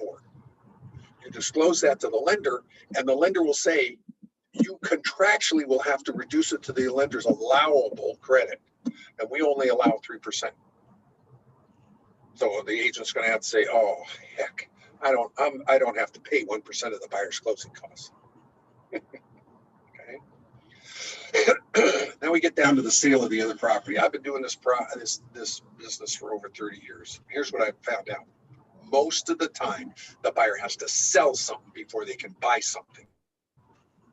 If they got to sell something before they got to buy something, we got to check this box. And then the contingency for the buyers, for sale of buyer's property is added. Okay. And it says this is the CAR form COP, contingent on the buyer's property selling. So now this is attached. You representing the seller got to say, okay, this buyer has to sell the property before they can buy ours. Here's the first thing I want to know in the COP. Is it even listed? Oh yeah, it's listed. Great. What's the name of the agent? What's their telephone number? Why? I'm going to call them. Why? Trust, but verify. Number two, they say, oh, it's an escrow. Great. What's the name of the escrow company? What's their telephone number? What's the escrow number? Why? I'm going to call them and verify. Why? Trust, but verify. You're taking the seller's property off the market based on what they've said. You want to make sure it's true. Not that they're lying to you, it's just that sometimes they're mistaken. So now the COP, we get it, we need to verify that information. The property inspection form is closed. If you want any of these other documents, you check off that. Now I'm in Zip Forms Standard. If I check off these, it automatically adds it. Sometimes. I don't trust this. That's why I always use Lone Wolf. I always use Lone Wolf Zip Forms Edition. It's online. I have my VPN going, so nobody, virtual private network, so nobody can get into my documents. And there, I don't have to decide, is this form updated or not? These forms on Lone Wolf are updated every second of every day. These forms are updated every second of every day. I don't have to worry about it. This is online. However, if you're using Zip Forms Standard, you want to make sure that it's updated and that you have the most updated forms. Now, any other terms in here? Oh, I know. Buyer, licensed real estate agent, or buyer is related.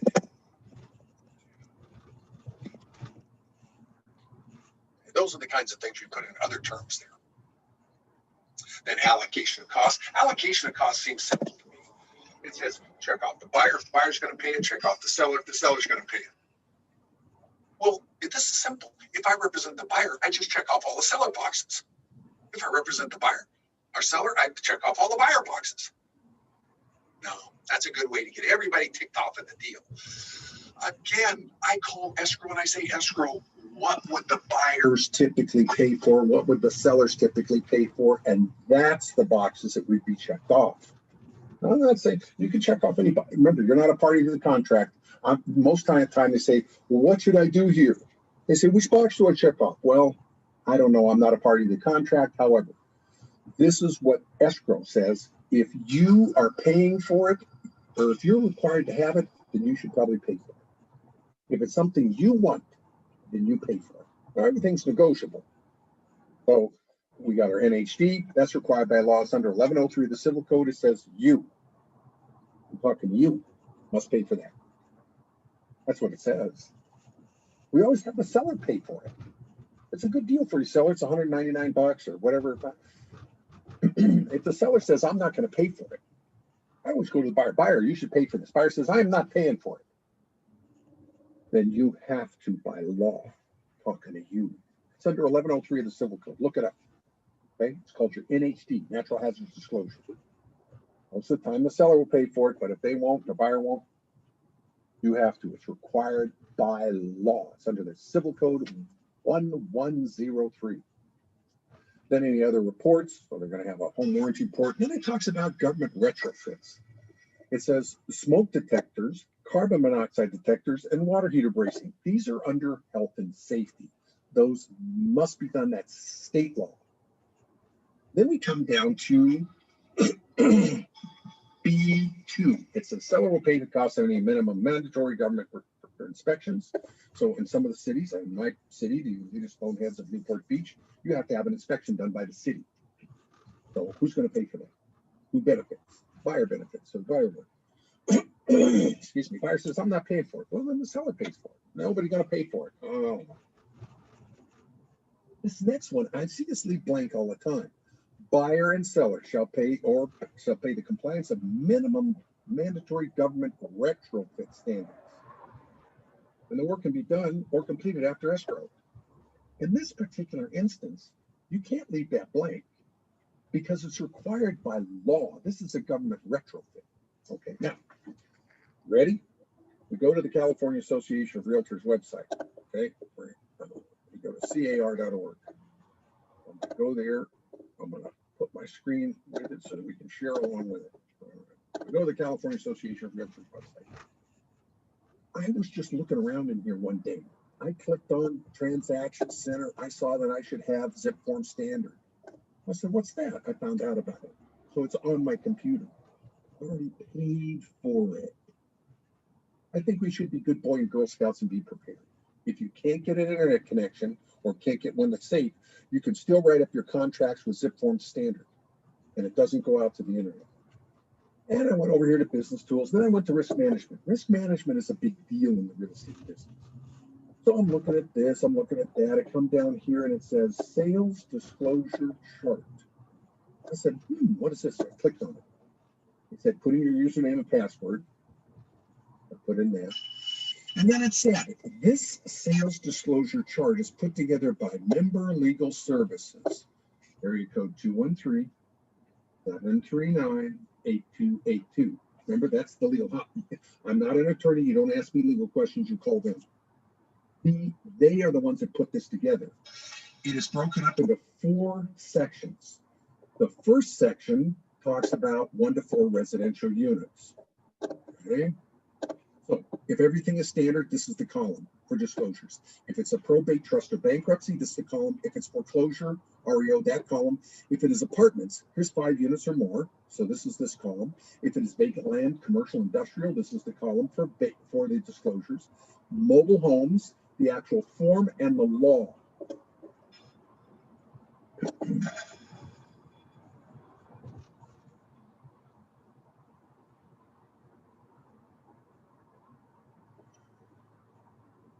You remember I told you there are 41 standard disclosures? There are 46 of them here. There's 46 of them here, of which 41 are required by law. If we got together as a group, we couldn't come up with 41. You need to be knowledgeable in the area in which you deal. I found this under standard forms, under the sales disclosure chart on the CAR legal hotline, the website. I just counted this one column right here. I just counted the yeses in this column. Residential 1 to 4 standard, 41. You need to be knowledgeable in the area in which you deal. A lot of these are talked about in your NHD, Natural Hazard Disclosure. But there's still about 20 of them in here that you need to be knowledgeable about to be able to be added. And I've done this class a couple of times for Arcadia. So when we're talking about our real estate purchase agreement, we need to make sure in that purchase agreement that it says right here, minimum government requirements. Because if you look at that disclosure chart, we go back here to the disclosure chart, and we come down here to the very bottom where it says water, This is water conservation fixtures. If the property was built before 1994, it probably needs to have low flow showers, low flow commodes, low flow faucets. That's law. As of January 1st, 2019, all residential units in the state of California must have low flow showers, low flow commodes, low flow faucets. I'm just telling you what the law is. It's been in your water bill since 2015. They've been telling you, you need to, it's not point of sale. Notice this is not point of sale. This has nothing to do with point of sale. This is a law that requires you have all homes in the state of California must be retrofit. So in the purchase agreement, it talks about the retrofit. That's what we're talking about here. We're talking about this retrofit. Nobody checks anything off. That doesn't make the law disappear. You still must have low flow showers, low flow commodes, low flow faucets. Who pays for it? Who benefits? I don't know. It's negotiable. Title and escrow. Check off those appropriate boxes. Then we get into other costs. So county transfer fees, if you're in the city of People's Republic of Santa Monica, they have a city transfer tax. Then you have HOA. Notice HOA 4 and 6 under 4525. This is 4525 of the civil code. The seller must pay for preparation of the docs, and the buyer must pay for the HOA certification fee. There's no check boxes here. That's required by law. And then if they want a service provider, and then we get down to items that are included or not included. Now, this is where it gets real interesting. It says if the items listed, included or excluded, are on a flyer, the MLS, or their marketing materials, and they are not included in this purchase, then they are not part of this agreement. You say, well, I got a flyer here, and the flyer here says that I get this. If it is not in this purchase agreement, you don't get it. Only the items that are mentioned in here are the items that you get. We got somebody making a little noise here. Let's make sure everybody's on there. Stephanie Hahn or Stephanie Hahn? Daphne. We had to mute you here a little bit. All right. So items that are included. These are the items: electrical, mechanical, built-in, windows, satellite dishes, trees, shrubs, water features, stoves if checked, washers if checked, refrigerators if checked. Those are the things that are included. It also goes on to talk about hardware or software. We're getting smart homes now. So if it has a smart home capability, those are included with the purchase also. And it talks about permissions, software, passwords, codes. You say, what are those? Ask the 12-year-old. They know. They'll figure this. That's how they run their games. Okay? Then leased or liened item. Our biggest problem right now is we have solar systems that are leased or they have a loan against them. We have to disclose this. And not only do we have to disclose this to the buyer, but that the buyer's going to have to make monthly payments on them, but we have to disclose it to the lender, the buyer's lender, because the buyer's lender has to put those payments into their qualifications and say the buyer's payments are principal, interest, taxes, and insurance, association dues if there are any, and the solar system. So if it's leased, they have to qualify for the lease. Who? The buyer does. The court case, the reason this is in here, we got a court case where the buyer didn't qualify. The solar company took a solar system off the house. You say they can't do that. It's a fixture. It's a trade fixture. Remember when you got your real estate license? A trade fixture can't be taken off the property, removed. It's a trade fixture. Same thing if it has a lien against it, if it has a loan. You bought it, you got a loan on it, you're making monthly payments. Those have to be figured into the ratios, front and back end ratios of the buyer to qualify not only for the loan on the property, but also for this loan on the hot water heater, or excuse me, the solar system. They say, oh no, it's free and clear. It's not leased, you own it. Then you need to instruct escrow to contact the state of California and ask for a UCC1. This is Uniform Commercial Code 1. It says, is there any personal property attached to the real property that has a lien on it? Because if they want a lien and they want to perfect it, they have to record it with the State of California, the Secretary of State. It's the little things in this business that'll put you out of it, not the big things. Excluded from sale. Now, this is pretty succinct. It says flat screen TVs and speakers. Well, if there's a speaker, have you ever seen those speakers in the ceiling? The seller can take those with them. So now the buyer walks in and there's big holes in the ceiling. They go, hey, what happened to my speakers? No, they're excluded. Any speakers are excluded. So you need to walk through and look and say, oh, there's speakers in the ceiling. Buyer, do you care if those speakers stay? Yeah, I want those speakers. Good, then we need to write it in here. Speakers stay. So that there's no discussion later on. I make sure everybody's seeing what I'm seeing. Good, okay. Now, if it is let's suppose there's a television on the wall. They say, no, we're taking the television. It says, fine, you can take the television. You can, you know, those things are all, the TVs and everything are part of the property that they're going to take with you. However, the brackets that are attached to the walls or ceiling stay. It says brackets stay. The seller says, no, I want to take the brackets with me because they are, they're not universal. They are specific to that television and we can't use any other brackets. Oh, okay. So here's what this says. Check this off. Will be removed. The brackets will be removed. The holes or their damages shall be repaired, but not painted. Say, what? Wait a minute. They're going to leave my wall with all these little patched holes. It's going to look like my wall has chicken pox. No, here's what they're doing. The reason they don't patch them is because the buyer will probably put another flat screen TV up there.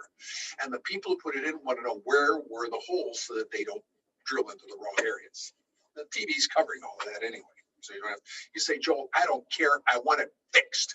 We'll just write in up here, paint the walls. That's all. Just be proactive in this. We get down to number 10, page 3, buyer intends to occupy. So we know 3% is the maximum sales price, or excuse me, the maximum deposit that the seller can keep if the buyer backs out. Remember, it's to close tomorrow. The buyer calls you up, says, I'm backing out. Whatever deposit is in there, the seller, I mean, if it's closing tomorrow, the contingencies are all gone. So if they're all gone, guess what? The seller's keeping your deposit up to a maximum of 3% if it is owner occupied. If it's not owner occupied, guess what? The seller can keep it all. You have a 10% deposit in there. The seller can keep it all. It's non-owner occupied. This only covers 1 to 4 residential that you're going to owner occupy. 3%. Okay, that's what is stated. Page 8, number 21. Then it says buyer to occupy a vacant property or vacant property. So it says possession shall be delivered at 6 p.m. on the date of closing. You know what the problem is? The deal didn't close. It was supposed to close today. It didn't close. The buyers have the moving truck circling the block at $900 an hour. And the sellers have moved out and they're all wondering, where's the money? You say, oh, it's not going to close. Who's mad at you? Everybody. They think it's your fault. It's not my fault. It was something with title. It was something with escrow. Something. Not my fault. I want the deal to close because I've already spent the commission. Okay. I need the deal to close. So why this happens, we don't know. Here's what happened. This has been mitigated. This has been handled by another form. Now, I want to make sure that we're clear on this one. Who wrote up these standard forms? Not who filled them in. I filled them in. Who wrote up these standard forms? Realtors did. You. It is an area called standard forms, and what they do is they put together these forms. This purchase agreement, escrow instructions, this was put together by a group of realtors such as yourself who get together 4 times a year, and they wrote up this form. They then give it to CAR to make sure it's admissible in a court of law. But this was not written up by attorneys. You'd think it was written up by attorneys. It wasn't. It was written up by standard forms. So when we come down here and we talk about seller to remain in possession. So here's what we found out. In the short period of time we've been doing real estate here in the state of California under the Department of Real Estate since 1917, we've determined it might be better that the deal closes.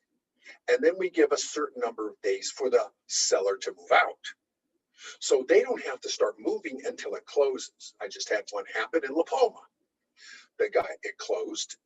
He had the packers come the first day, the movers come the second day, and he did the cleanup the third day. On the fourth day, the buyers got it. So he had a 3-day that he was in the property after the close of escrow.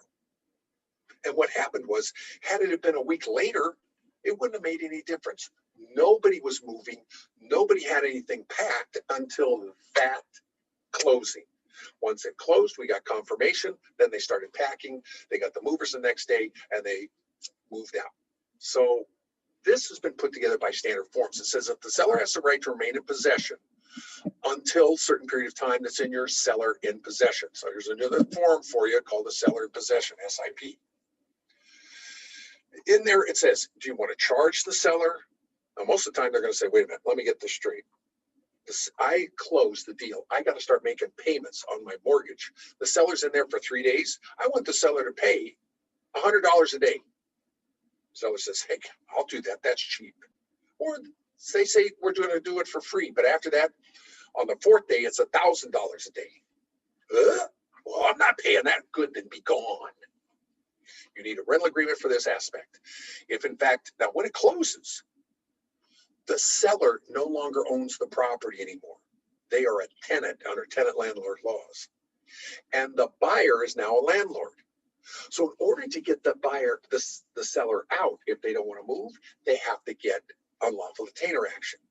The first thing the judge is going to ask for under an unlawful detainer action is, do you have a rental agreement? Yes, I do. It's in the form of a seller in possession. Here it is. And as legal advisors, we tell you, buyer, you're buying this property. The seller's going to stay there for 3 days and it's going to close, or 5 days and it's going to, after it closes. You want to make sure that you have a mindset that if the seller decides they're not moving, you know how to kick them out. That's called an unlawful detainer action. Plus, the minute the deal closes, what happened to the seller's insurance? It's gone. What happens to the buyer's insurance? The buyer's insurance is homeowner's insurance. It covers a home. We don't have a homeowner. We have a landlord. So you need to contact the insurance company and make sure buyer's insurance covers for 3 days a tenant, and the seller's insurance covers personal property as a tenant. These are little things, not big things. But I'll tell you, if something happens and you don't have the proper fire insurance, guess who they're going to come looking for? So it's these little things that you need to be aware of. So they're going to stay in there after the close of escrow. We got to make sure that they understand they might have to kick the seller out under an unlawful detainer action, and that they have to have insurance that covers that. I've contacted, I don't know how many different insurance companies. I've said, this is what's going to happen. They've all said, oh, fine. Some say there's no cost. Just tell us what it is. We'll give you a rider. Some say it's $100 just to make a policy change. Cheap insurance if we have a little problem. If it's a tenant occupied, then you want a TIP, tenant in possession. Now we get down to statutory disclosures. These, some are required by law, some are contractual. The first one they talk about here is lead-based paint. That is by law. You must disclose if the property was built before 1978 that it might have lead in the paint. I don't know if it does or not. I'm just telling you what the law says. And you have to provide a TDS. You, the agents, have to provide a TDS. And you have to fill that TDS out. So if we come down here and we put in TDS, Real Estate Transfer Disclosure Form, and we look at this, this is the Real Estate Transfer Disclosure Form. This is required by law under 1102. You say, wait a minute, Joel, you said I have to fill this out. That's right. You say, I don't fill this out. The seller fills this out. Okay. Seller fills out page 1. Seller fills out page 2. Page 3 says the agent has done a diligent visual inspection and written down in this area what they have seen. A diligent visual inspection of the property. This This came by law. This was Easton versus Strasburg in 1984. They codified it, put it into the code in 1986. This form is required by law in the sale of all 1 to 4 residential units. What am I talking about here today? 1 to 4 residential units. If you sell them in the state of California, you have to fill out this page 3. Just telling you what the law says. Area code 213-739-8282. Call up the legal hotline. Tell them Joel sent you. I want you to be comfortable with this information. I'm just telling you what the law says. That was my second caveat. I will tell you the purest form and sense of the law. I don't know what will happen in court. I'm just going to tell you what the law says. So you must do a diligent visual inspection and fill out this form. You say, we don't fill out this form, Joel. We use the AVID. Oh, okay, fine. So we go down here and we go to the agent visual inspection disclosure. AVID. That's the agent visual inspection disclosure. The agent visual inspection disclosure. This was not written up by our state legislature. This form was given to us by the state of California in 1986. It's one of 2 forms that we have to use in order to sell 1 to 4 residential units in the state of California. This is the TDS, Transfer Disclosure Form under 1102. The AVID was written up by standard forms. It is not required by law. It says, well, it's under the civil code. Well, this is 2079 of the civil code. This is your agency disclosure. You have a responsibility to disclose anything you know that would materially affect whether the buyer or seller would sell. It doesn't say you have to fill out this form. It does say under 1102 of the civil code, you must fill out the TDS. Just telling you what the code says.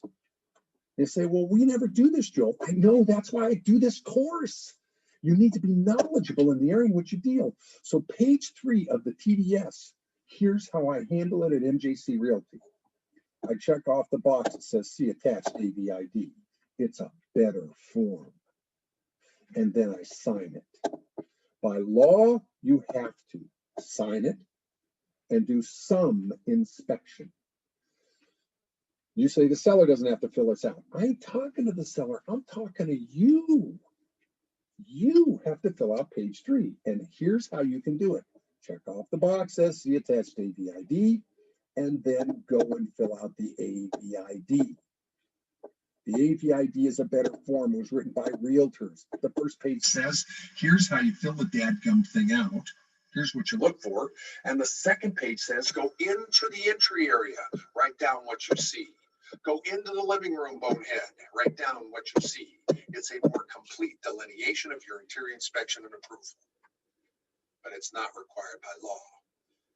It's in your contract, though. So if we come back here to our real estate contract, and we go to page 4, it talks about, on page 4,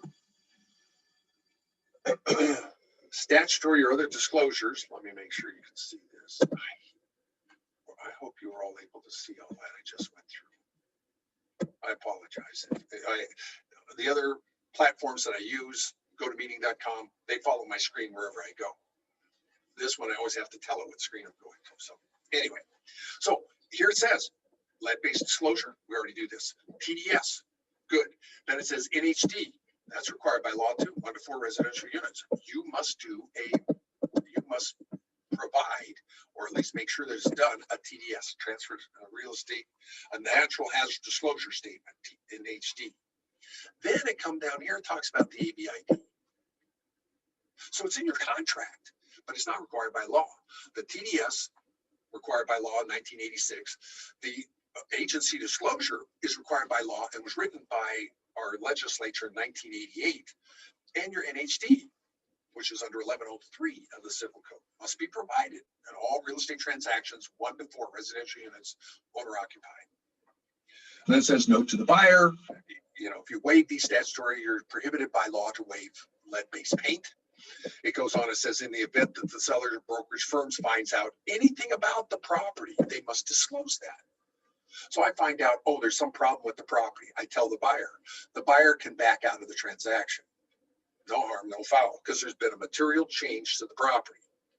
Now, if they do an inspection and they find out something, the seller does not have to give them notice of that inspection. The buyer already has it. The buyer ordered a property inspection, and the property inspector said this, and this doesn't work.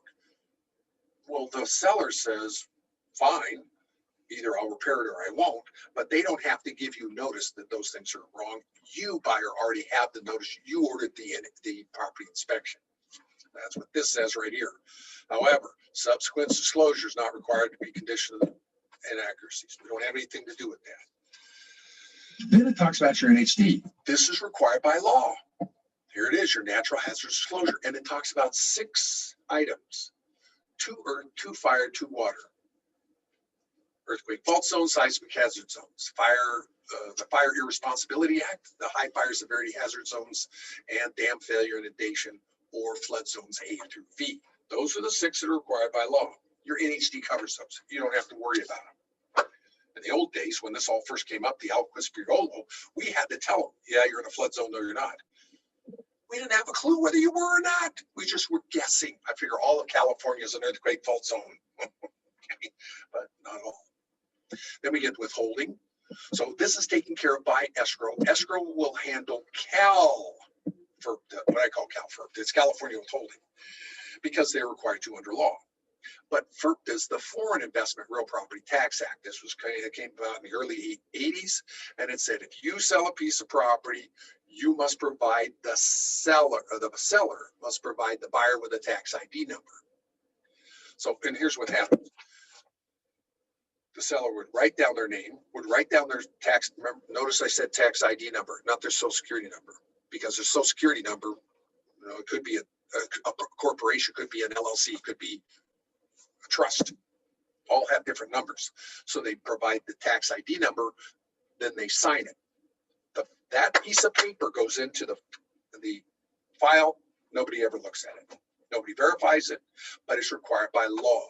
And here's what it says. If the seller does not provide a tax ID number under FIRPTA, the Foreign Investment Real Property, they changed it now to say the Federal Investment Property Tax Act, because they're trying to be politically correct, that the escrow must send them 10% up to $1 million or 15% over $1 million.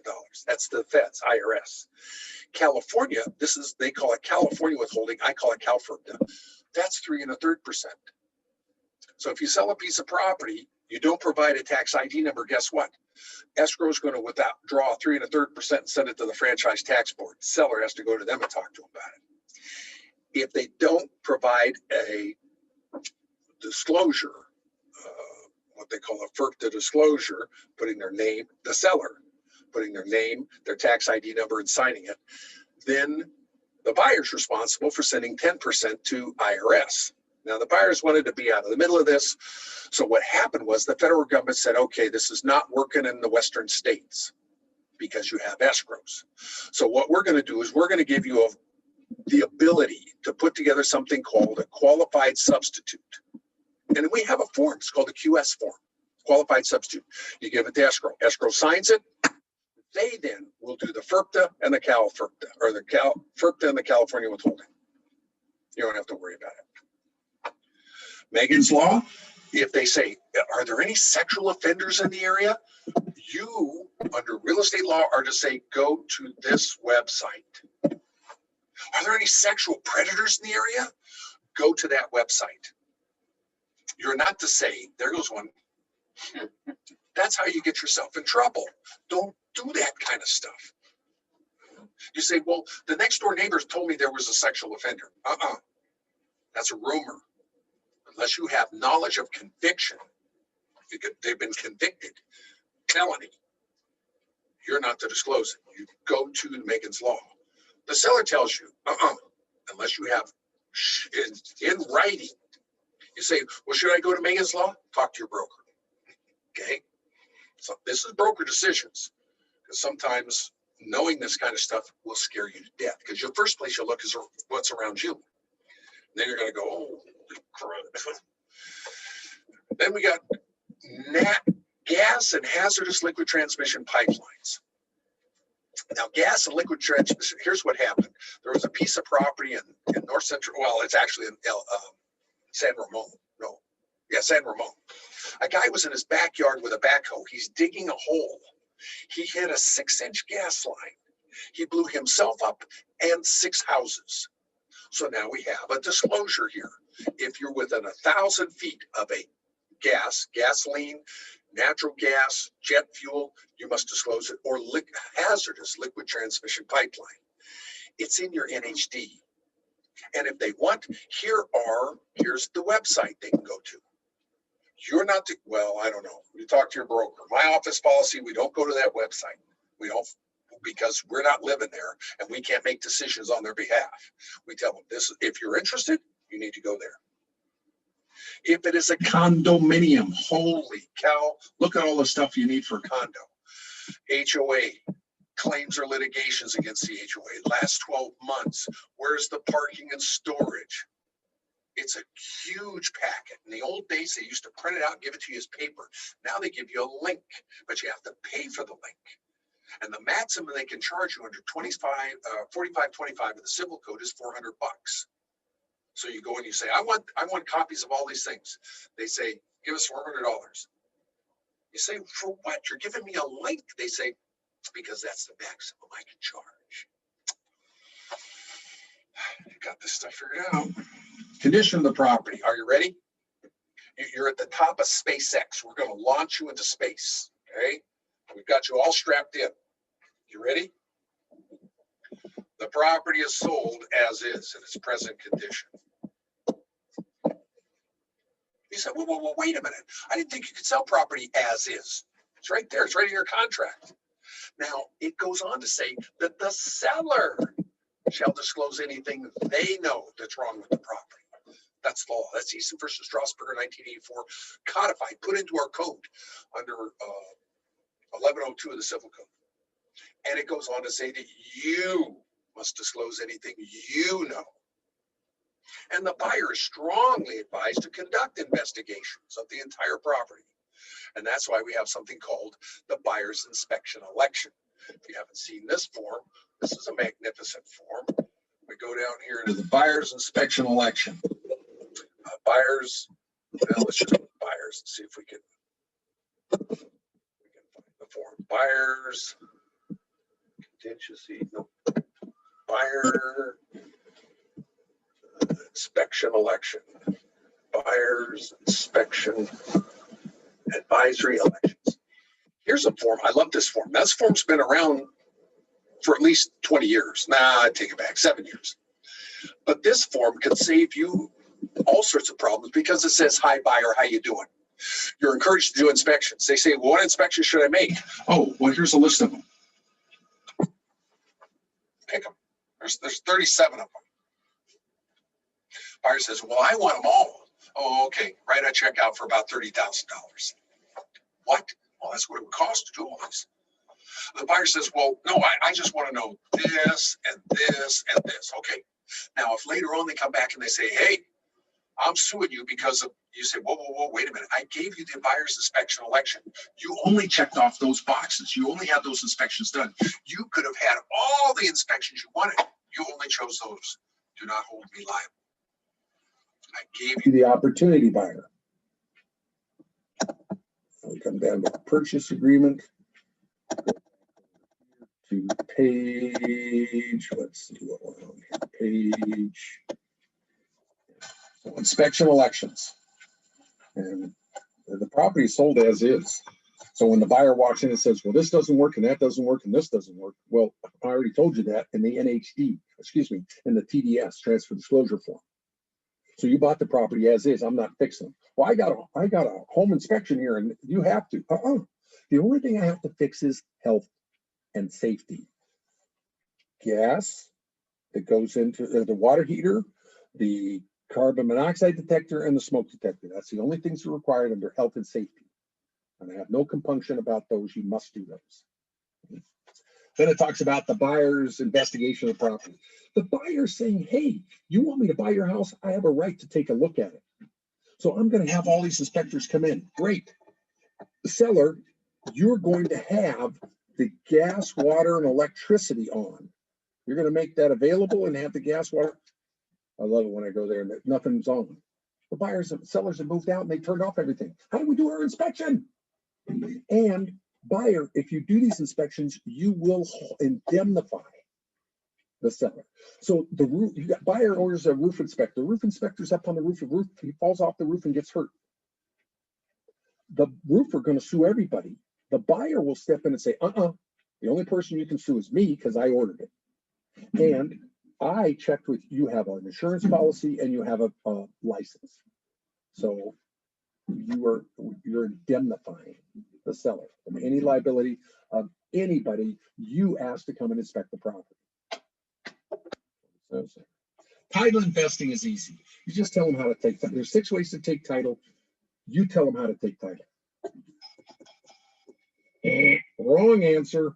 It says the manner of taking title may have significant tax or legal consequences. Therefore, consult your attorney.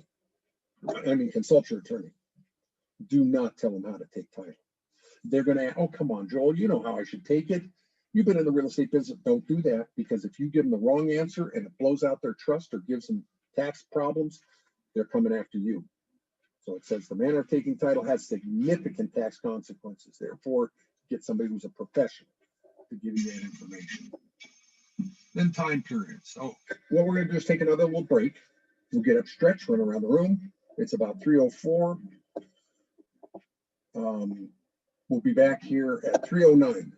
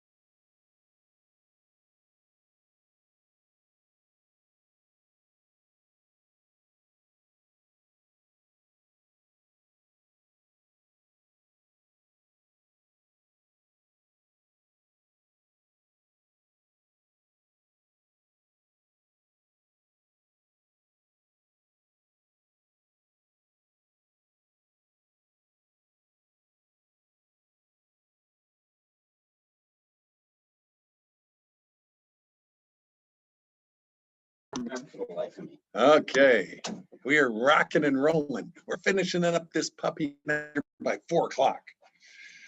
You say, really? Yes.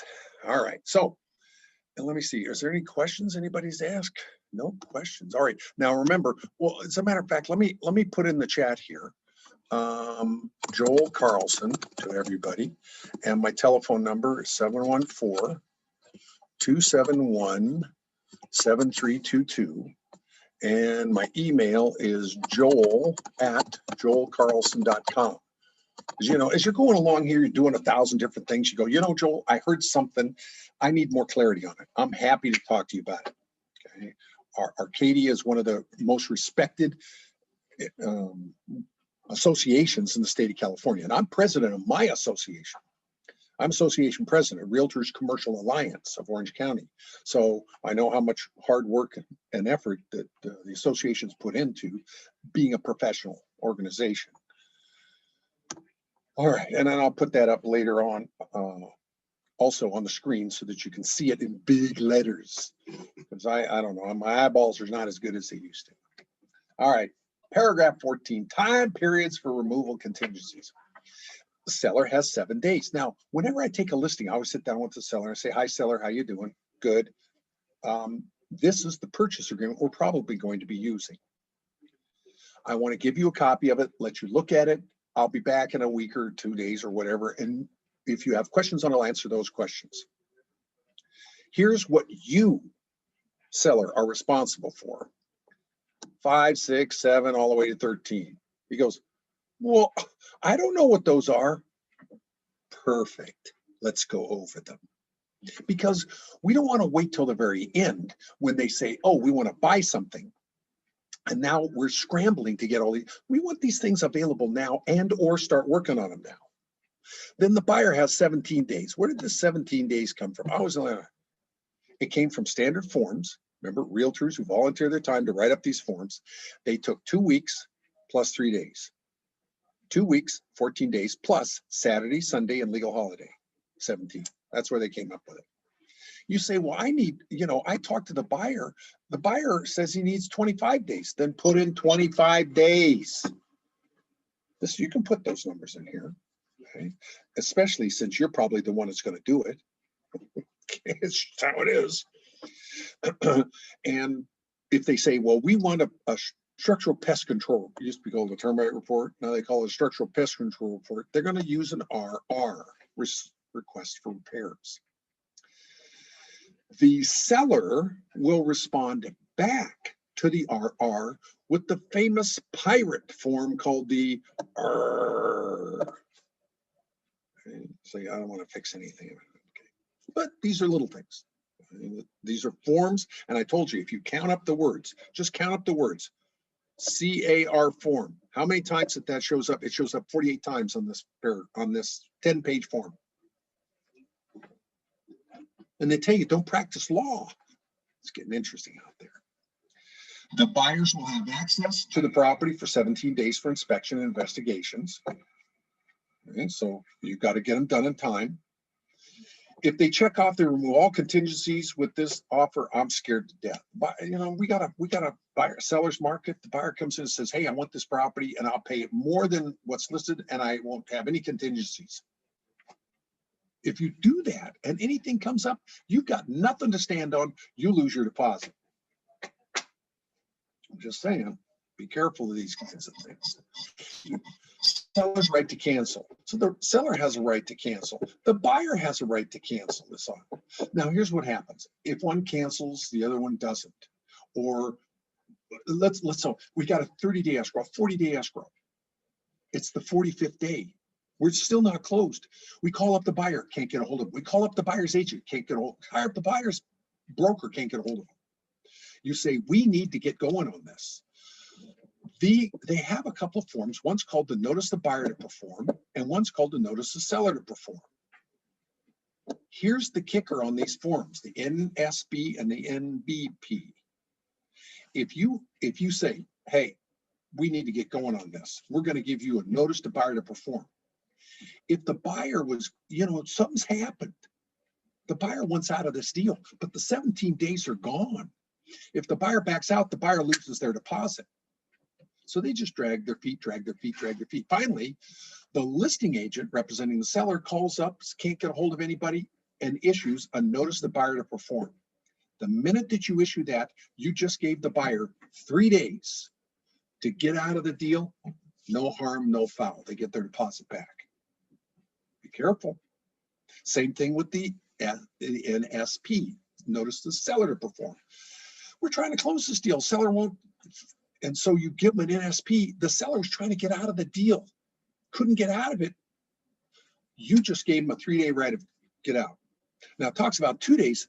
This 2 days is you can't give them the form more than 2 days ahead of when this particular item is to be done. But the minute you give it to them, you gave them a way out of it. I don't know about you, but I don't want to get into that situation. Okay. Let's see here. Look at something. Okay.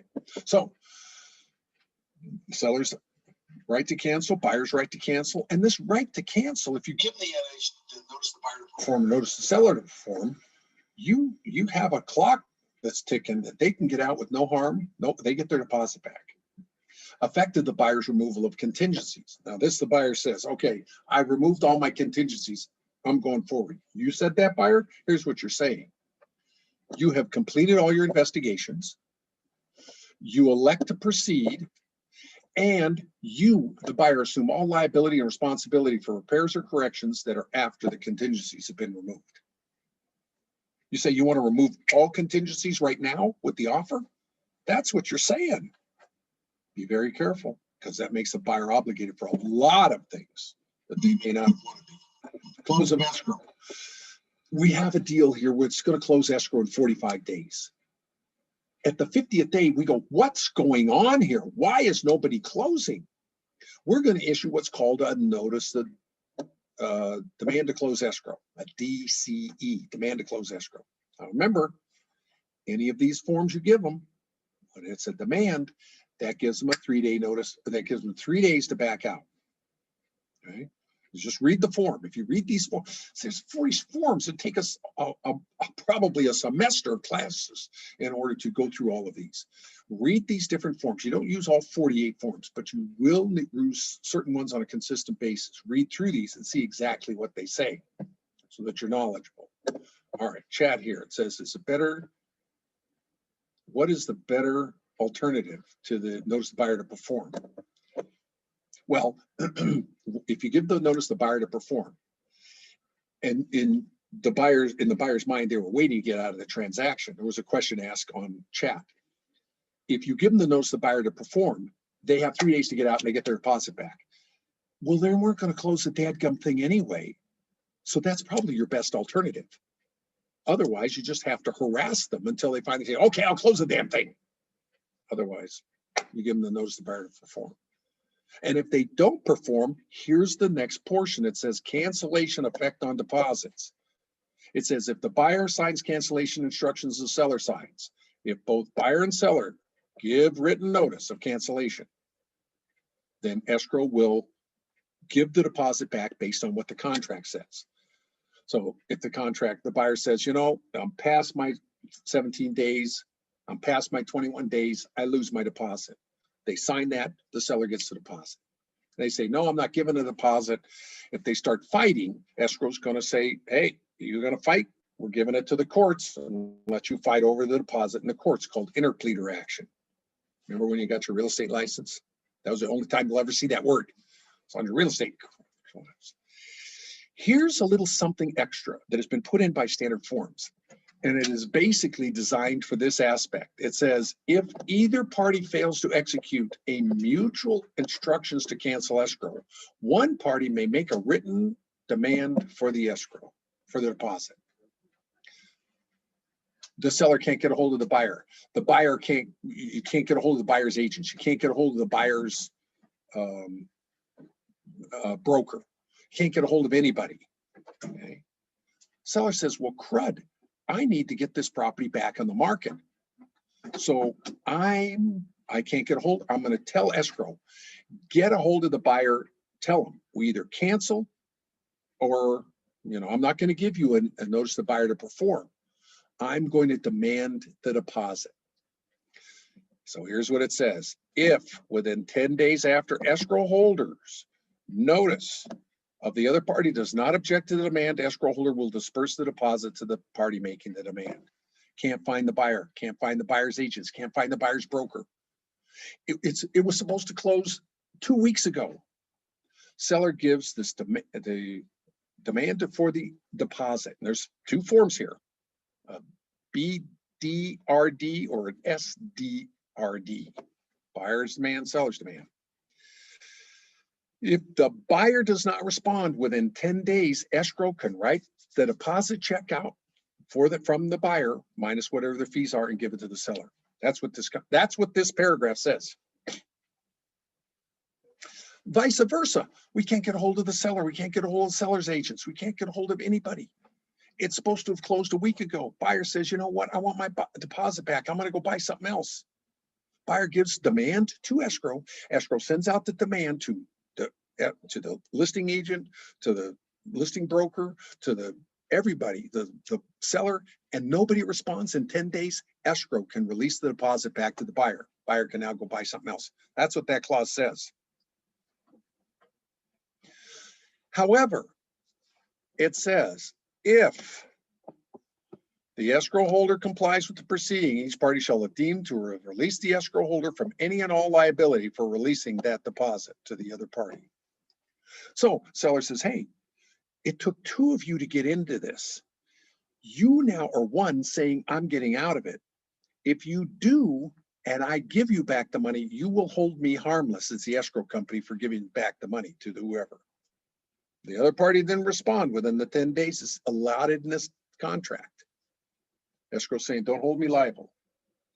Well, the escrow affiliations here in California said, we don't like this. So we're going to put one more sentence into this. It says the escrow holder at its discretion may nonetheless require mutual cancellation instructions. This is a contract between the buyer and sellers. We're not even a party to it. What the escrow is saying is if one party demands it back, we send out the 10 days and the other party does not respond. This contract says you will give the money to that party that made the demand. What that last sentence says is escrow can say, we ain't giving back the money. I don't care what you guys agreed to. We're not giving it back. I didn't know they were part of the contract, but there it is. And what they're going to do is they're going to say, you guys are fighting over this. We're taking the money. We're giving it to the courts. You can fight for it in the courts. Because sure as shooting, the seller disappeared. 2 weeks after the close of escrow, they've given back the money back to the buyer. And the seller comes walking, it's all dusty and dirty. He's been on a safari, says, hey, what's going on? Oh, we gave the deposit back to the buyer. Your property's back in the market. He says, what? I'm going to sue you. No, you're not. You gave me permission to do that. Well, I'm going to sue you anyway. Okay. So the escrow companies said, we don't want to get in a lawsuit. So we're going to give the money to the interpleader at the courts. You can fight for it there. But when you read this, it says you better keep in communications. If you don't keep in communications after 10 days, the buyer can get their money back or the seller can keep your deposit. Here's what it says. Paragraph 7, final verification of condition. Do you remember I told you? Put you on the top of SpaceX. We've strapped you in. Now I'm going to launch you. It says the buyer shall have the right to make a final inspection 5 days prior to close of escrow. This is not a contingency of sale. So the buyer walked in, they fell in love with the house. The pool was blue, the grass was green. They go 5 days before close of escrow and they've switched. We now got a pool that looks like a moat and the lawn is all dead. They go, I'm not closing. You say, by law, you have to, buyer. And you may proceed against the seller upon any claim or remedy you may have under law. I'm just telling you what the contract says. You need to be knowledgeable in the area in which you deal. You need to read this contract over, and then you need to explain it to your buyers. Remember, we had a little repair. Let's suppose we had a little rainstorm. So now we're down to repairs. We had a little rainstorm, and in the rainstorm, the roof leaked. The seller calls up and says, hey, escrow, we repaired the roof, and I paid the roofer. Buyer says, you know, I can get out of the deal because of that. But I'll tell you what, show me the invoices and the paid receipts and I'll stay in. So it says right here, what did they do to repair the roof? Invoice. Did they pay them? Because the buyer doesn't want to move in and then a month later they get a notice that they have not paid the roof bill and they get a mechanics lien against them. Proration of property taxes, number 17. Escrow takes care of the prorations and other items except what's called after escrow. So here's what happens. The buyer gets a copy of the prelim. In the preliminary title report, it says, here's what the seller's property taxes are. The buyer says, I can pay that. You got to let the buyer know. Those are not going to be your property taxes. Your property taxes will be a minimum of 1% of the sales price. We got $1.2 million here. That means your property taxes are going to be $12,000 a year minimum, probably closer to $15,000 based on Prop 13. Now, in the old days, I would just tell them. They always say, we didn't hear that. So now I put it out in writing. I say, here's what your property is. Under Prop 13, this is 1%. You can find out exactly what your property taxes are based on your property tax rate. You can find the property tax rate. Your title company can go ahead and find that for you. And they'll say, here's the rate. It's 1.12846. You apply that to the purchase price, and that's approximately what their property taxes will be based on the tax items here. So you always let them know the proration of taxes, you're not going to pay the same taxes the seller paid. You have a different set. It's at least 1% of the sales price. Compensation. The only reason the broker's involved in this is for compensation. That's what ETA says. And the scope of the duty say, we do not guarantee what the buyer should pay or what the seller should. We don't guarantee performance of any services that you've ordered. We won't be responsible for any defects. This is not our job. Our job is to put the paperwork together, make sure the buyer gets the financing, the seller can deliver title, and close the deal. So if you have any questions on any of this, buyer or seller, that's not what we're being paid for. Investigative capacity. Oh, remember when I first started out? Who's the buyer on this property? ABC Inc. ABC Inc. may not be able to sign for this. We got to know who can sign on the behalf of ABC. That's a corporation. So you're going to need a corporate resolution. Now, reality check. Do I care? No. Who cares? Title.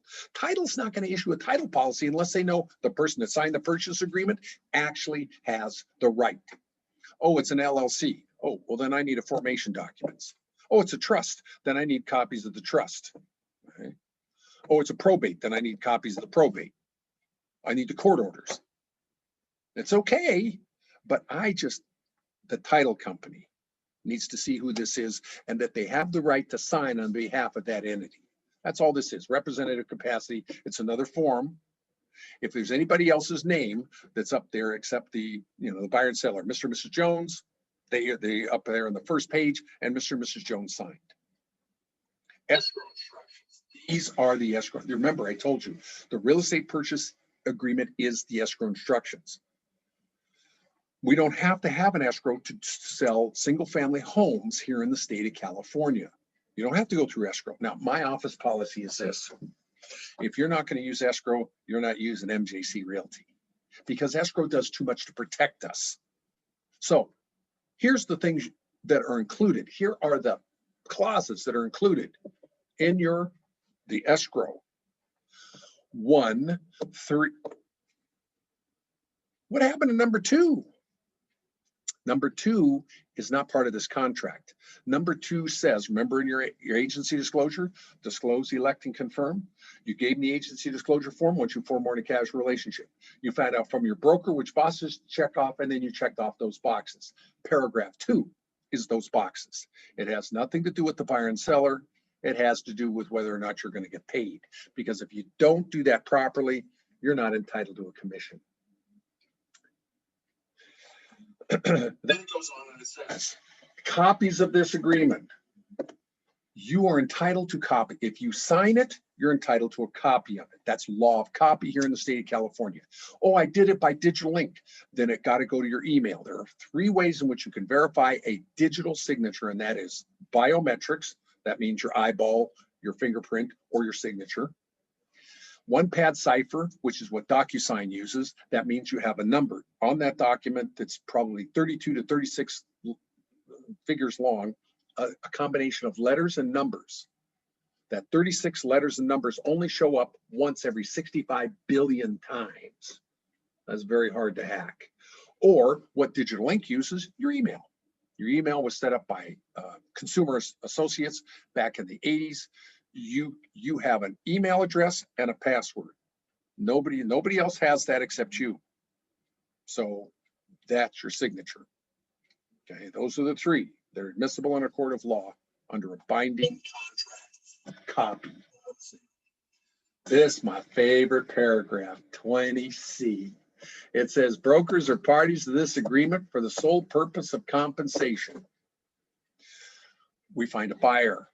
We go into escrow. Everybody loves everybody. Everybody's happy. As things go along, things go a little sideways. The buyer's mad at you. The seller's mad at you. Finally, the seller calls up escrow and says, hey, you know, I got that listing agreement with Joel. He's a bum. Don't pay him. Escrow says, well, I got escrow instructions here, and it says the buyer and seller irrevocably assign the broker's commission. That means I'm going to get paid. It's irrevocable. You can't later on say, well, I got mad at him. I'm cutting him out of the will. You sign the agreement, I'm getting paid. It goes on and it talks about remedies for buyer's breach. And what this says is this is liquidated damages. This is your 3%. So 3% is if it's owner occupied 1 to 4. Let's suppose you're buying a house, but you're buying it for investment. The 3% doesn't kick in. Why? Because it says 1 of which the buyer intends to occupy. 1 to 4, buyer has to occupy, then it's a maximum of 3%. If you have more than a 3% deposit, to protect that amount over 3%, you must have an RID, receipt for increased deposit. Remember on page 1. Okay.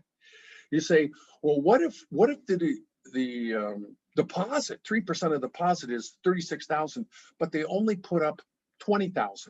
Can the seller demand the other 16? No. The amount of the deposit, it says right here, buyers fail to complete the said purchase.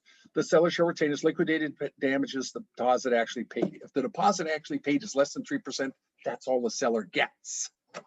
The maximum is 3%. And if it's non-owner occupied, whatever the deposit is, they can keep. If it's 3, 10, 50%, they can keep it all.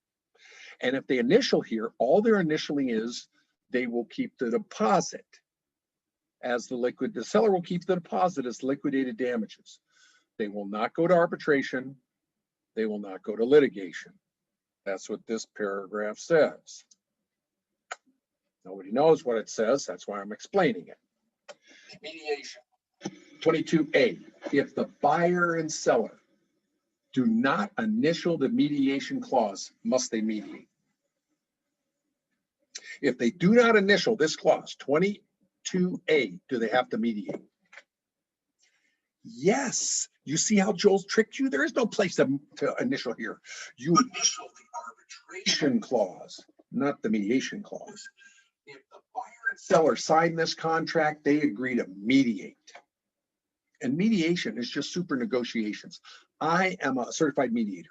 A seller comes to me and they say, I want to buy and I want to sell, but we're having troubles. I find out what the miscommunication was, usually between the agents, because the agents had a miscommunication. I'll give you an example. The buyer calls up the buyer's agent and says, ask if the seller will include the pool equipment. It's not a big deal, but just ask him. The buyer's agent calls the seller's agent and says, the buyer wants the pool equipment. The seller's agent calls the seller and says, the buyer's demanding the pool equipment. Where did they get this from? It's just a miscommunication. So I find out what the buyer said, what the seller will agree to, and put the deal together so you get paid. That's what a mediator does. Okay? If they initial this is, if they initial the arbitration clause, then they agree to arbitrate. Now, if you say to me, well, Joel, what do you recommend? Should they initial that or not? Should they be an arbiter or should they go to arbitration or not? I'm not a party to the contract. I don't say that. I don't tell them how to take, if they should initial this or not. They are the parties. They have to make this decision. They go, oh, come on, Joel, you do this every day. We only do this once every 7 to 11 years. Should we initial it or not? I say, okay, here's what you do. Here's the front page of the American Arbitration Association. The front page, this is the front page. This is their web page. On that front page, it says, here's the reasons you should arbitrate. Here's the reasons you should litigate. It says right there, all the reasons you should arbitrate. And here's the front page. Here's the website for the California Trial Lawyers Association.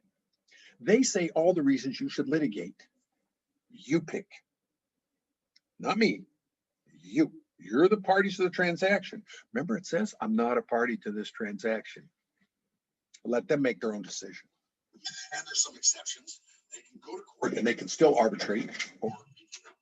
And it goes down to selection of services. So now we're into selection of services. 23. It says brokers don't guarantee the performance of any vendors or services that they recommend. It says the buyer and seller may select any providers. I say, hi, buyer, how you doing? You want to buy property? Yes. What escrow company you want to use? What's escrow? I can educate them. They say, well, Joel, you do this all the time. What escrow company would you suggest? If I make a suggestion, this says you're not going to hold me liable. You, buyer, you, seller, could pick anybody you wanted. You didn't know who to pick. We made a recommendation. If you go with our recommendation, do not hold us liable. We're going to put it in the multiple listing service, the MLS. And when you put it in the multiple listing service, we now have another page that goes along with this. That information goes out to the entire world through over 300 feeds, or what they call search engines. So when we list the property, it goes out. And when we sell the property, that's going to go out. The attorney's fees, it says any action proceeding out of this, the prevailing party will be entitled to, and I don't know what this means, reasonable attorney's fees. I don't know what reasonable is, but here's what I do know. It says you get attorney's fees if you win, except if paragraph 22A. So you go to paragraph 22A, that's mediation. It says in here, the buyer says, I want to mediate. Seller says, I'm not mediating. I'm going to law. I'm going to court and I'm going to kick your butt. So they go to court, and sure enough, the seller wins. The seller refused to mediate. So here's what it says.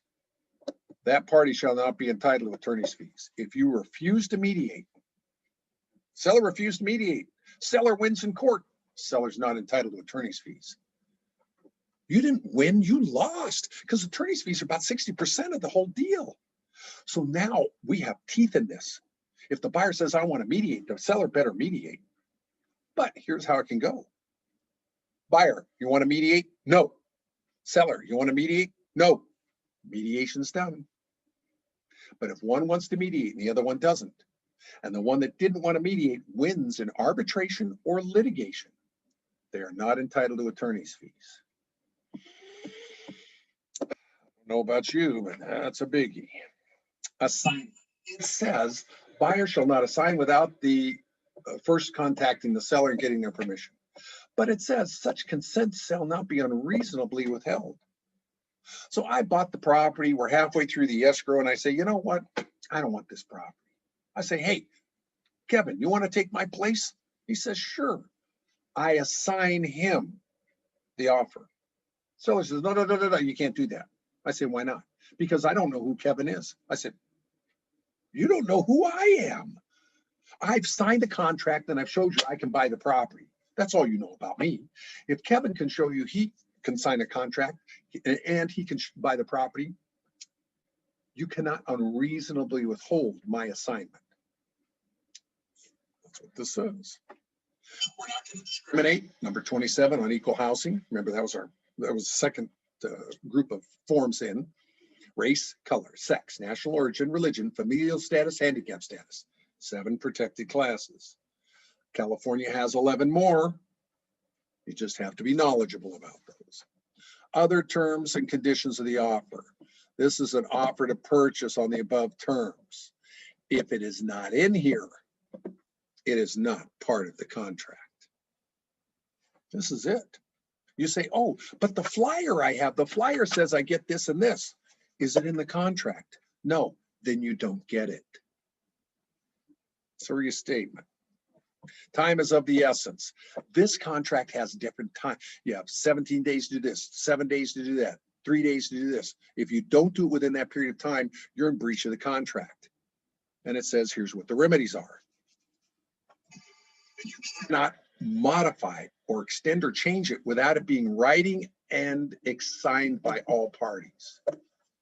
So I say, okay, we'll extend the escrow. Get it in writing. I love definitions. Here's my favorite definition, days.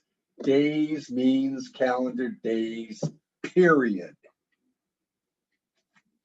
However, after acceptance, the last day for performance of any act required in this agreement shall not be Saturday, Sunday, or legal holiday. Everything in the contract is calendar days. Until we have a contract, then you can't close escrow on Saturday, Sunday, or legal holiday. The lenders are not open. The title company is not open. So it reverts to those dates. And then we get down to expiration of the offer. This offer expires on the 3rd day. So the buyer writes up the offer. They said, we give it over to the seller. I email it to the seller's agent. The next day, the buyer calls up. Did they accept? Did they accept? Did they accept? I don't know. I don't know. I don't know. Nobody's called me. Nobody's talked to me. I don't know. Well, okay, let's go look at other properties. I said, but they got 3 days to accept this offer. If you go out and you find another piece of property, I show you another piece of property and you like that one, you make an offer on that one and they accept that offer. And when the 3 days of this offer, they accept it, you now got 2. Oh, I hadn't thought about that. Got to think about these things. If they want less time, all they have to do is put it in here. It says if one or more of the buyers have signed a representative capacity agreement, that's attached. So if it's a corporation, LLC, trust, the buyer signs, seller initials. Notice the seller's initials down here. The buyer doesn't have to initial anymore because it's everything that's above the buyer's signature is what the buyers are responsible for. Once they have got their signature, anything below that is a problem of the seller. So the seller initials bottom page 10. Then they sign the offer. If they counter offer, then they click on counter offer. We put in the information there. Okay, so it says counter offers attached. And if they're one or more at representative capacity, doing a lot of trust now. So we got to have documentation that shows you have the ability to sign on behalf of the trust. I got to give it the title company. I don't care. I'm going to give it the title company. And then we get their initials. Now you say, well, we don't get their initials. I told you don't have to get their initials. You just have to confirm it. Buyer makes an offer, seller accepts the offer, confirm acceptance back to the buyer. However you do it under law is fine with me. Well, I better write this down, Joel. Yeah, write this down and go and talk to your brokers or your office manager. If your office manager says, maybe you need new office manager, maybe you need new broker. They got to know this stuff. What happens? You got to have valid offers because if it goes to court, first thing the judge is going to do is say, wait a minute, how was this communicated? It wasn't. There's no deal here. Buyer makes an offer, seller accepts the offer. You got to communicate acceptance back to the buyer. Then you sign the contract. We know when you sign the contract, you're just confirming your agency relationship.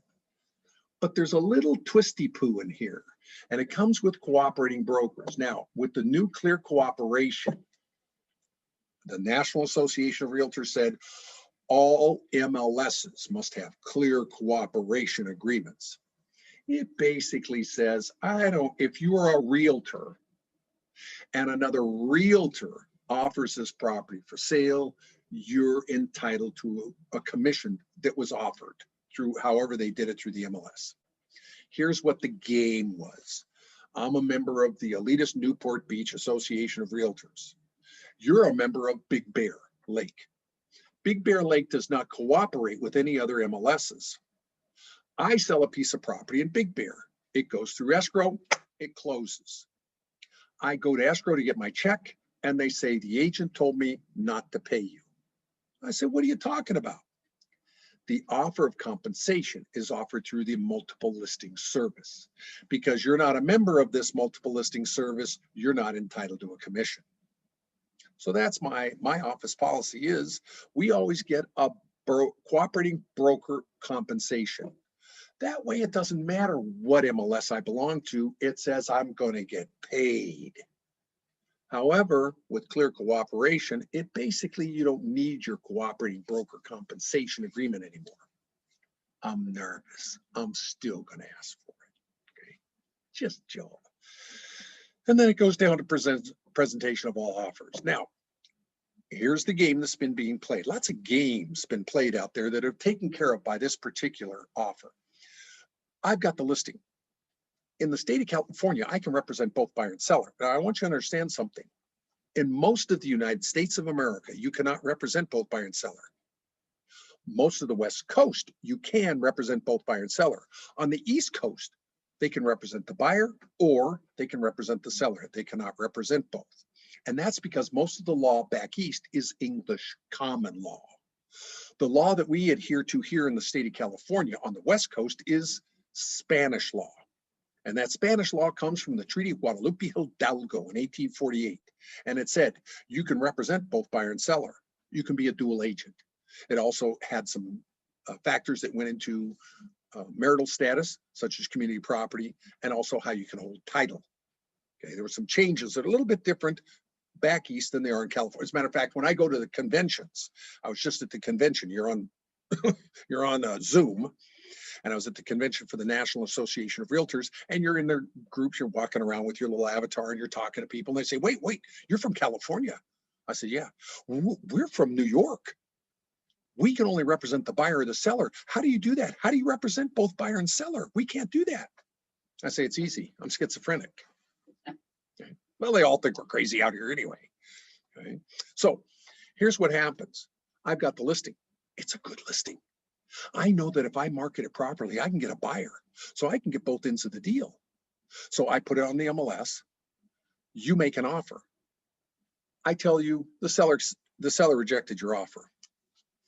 You say, oh, okay. Then later on, you find the agent sold it to a buyer. The listing agent sold it to their own buyer, dual agency, at a lower price than yours. You say, wait a minute. My offer was better than the offer that the sellers accepted. I do not think that agent showed the offer. And we've been finding out the agents have been. They haven't. Some of the dual agents are not showing all the offers. The real estate law in the state of California says you must present all offers. I don't care if it's written on the back of a napkin. If it's written offer, you must present it. I'm just telling you what the law says. Okay? It's under our civil code. Unless the seller says, I don't want to see frivolous offers. Now, if my seller says, I don't want to see frivolous offers, I say, you need to write that down. Seller, write down. I don't want to see offers that are less than this. Now I give it to, an offer comes in that's lower than that amount. I say, here, agent, here's the letter from the seller saying they don't want to see any. Otherwise, I got to present all offers. So I present an offer. Well, you say, well, wait a minute, right down here, Joel, it says, when was the offer presented, on what date, and when was it rejected, what date? Those are not required by law. Those are two paragraphs that were put in there by standard forms. Those two paragraphs are being polite. They have nothing to do with law. They have nothing to do with this contract, okay? They're merely saying these are this is what we're asking for. If those are not initialed and not dated, it does not negate the contract. It's just being polite. But because some agents have not been polite, there's another aspect to this. In the broker box, it says right here, presentation of offer. Pursuant to standards of practice 1-7. Now, we have 17 articles in the Code of Ethics. Article 1 says, you will not lie, cheat, or steal from your clients. That's basically what it says. Apparently, that was so unclear, there are 16 more paragraphs to explain what that means. Articles 1, you won't lie, cheat, and steal. Underneath that is standards of practice 1-7. It says, if the buyer's broker requests in writing, the seller's broker shall confirm that the offer has been presented to the seller. So now you say, wait a minute, I don't think this agent showed my offer. Your broker can talk to their broker and say, in writing, I request that you prove that you sent it to them. The way they prove it is they get the seller's initials right down here. Offer rejected. Now, we don't have the games anymore. Underneath that, where it says everything, it says escrow holder. This is the escrow holder box, the escrow box.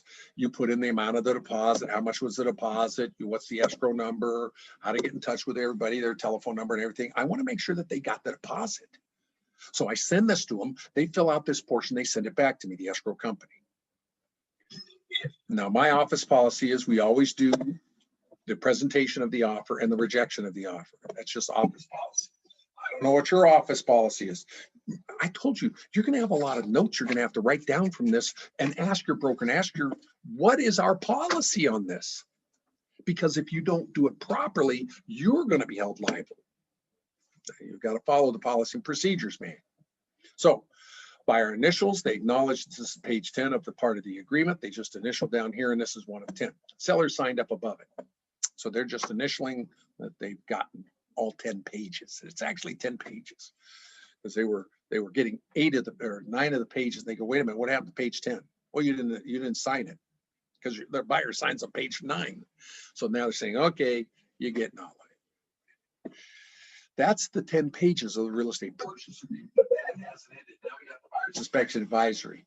The buyer's inspection advisory is a little hors d'oeuvre. It's a little taste on the tongue of disclosures or things that the buyer may be interested in.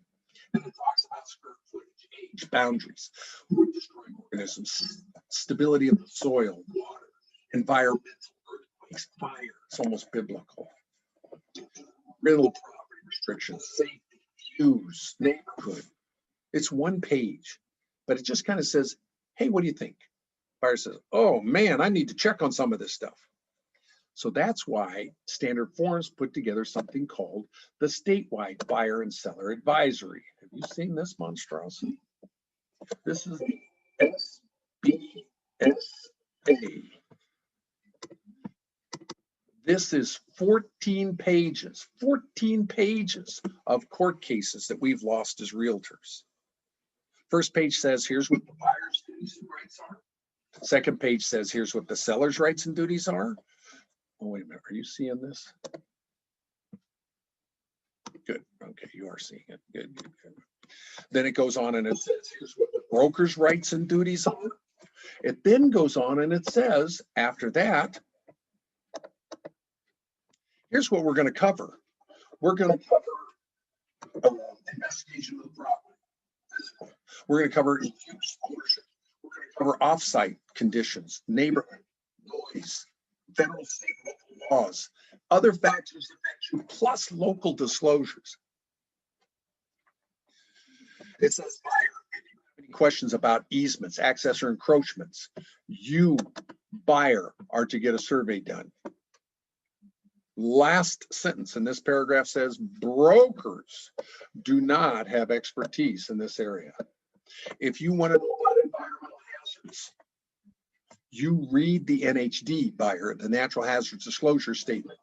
It says right here, brokers do not have expertise in this area. Formaldehyde, geologic hazards inspections, cats, animals, septic systems, soil, geologic, square footage, water intrusion, well water, wood destroying organisms, accessory dwelling units, building permits, intended use, California Fair Plan, future repairs, heating, ventilation, historic. Every one of these is a court case that we've lost as realtors. They put it into something called an SBSA, statewide buyer and seller advisory. It's not required by law. It's just an advisory. Buyer, if any of those things interested you, on the bottom of page, on the last page on your purchase agreement, here's where you can get more information. Title insurance, land leases, marijuana. Oh, this is a good one. Owner's title insurance, rent control, retrofit, short-term views, swimming pools, water. Southern California is a desert. The only reason that we're going to have water shortages, we're going to have conservation. The only reason we can live here, some smart guys in the 1800s and early 1900s went up to Northern California and stole all the water. Otherwise, this still be a desert. But we got sued because the guy said, I didn't know I'd have to have water rationing.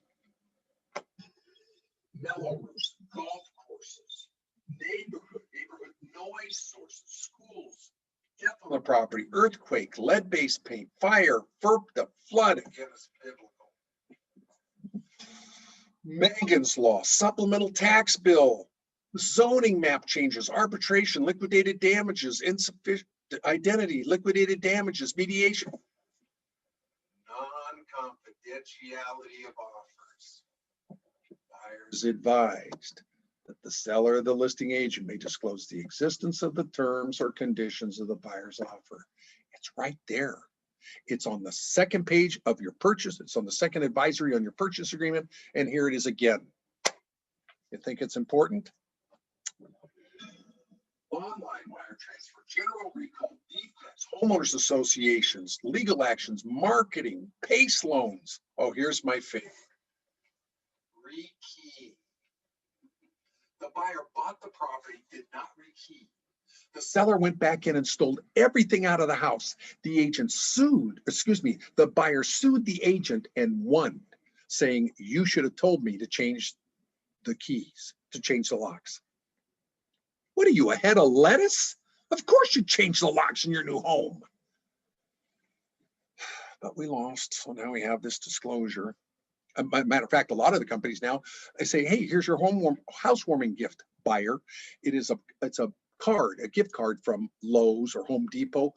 Go have your locks changed. Do it on us, so we don't have to have the lawsuit. Solar panels and local disclosures. I know of 4 different associations have local disclosures. The Contra Costa, 25 pages. Orange County Realtors, 5 pages. San Diego, 35 pages. You need to be knowledgeable in the area in which you're dealing. So your association may have specific disclosures. You know, you're in Arcadia, backs right up to the hills there. You have the 210 freeway. You have a lot of things that are going on around there that might affect whether the buyer would buy. You might have to disclose that are only indicative to that particular area. All right, so we go back here to the real estate purchase agreement. We come here to page, we're doing buyer's inspection advisory.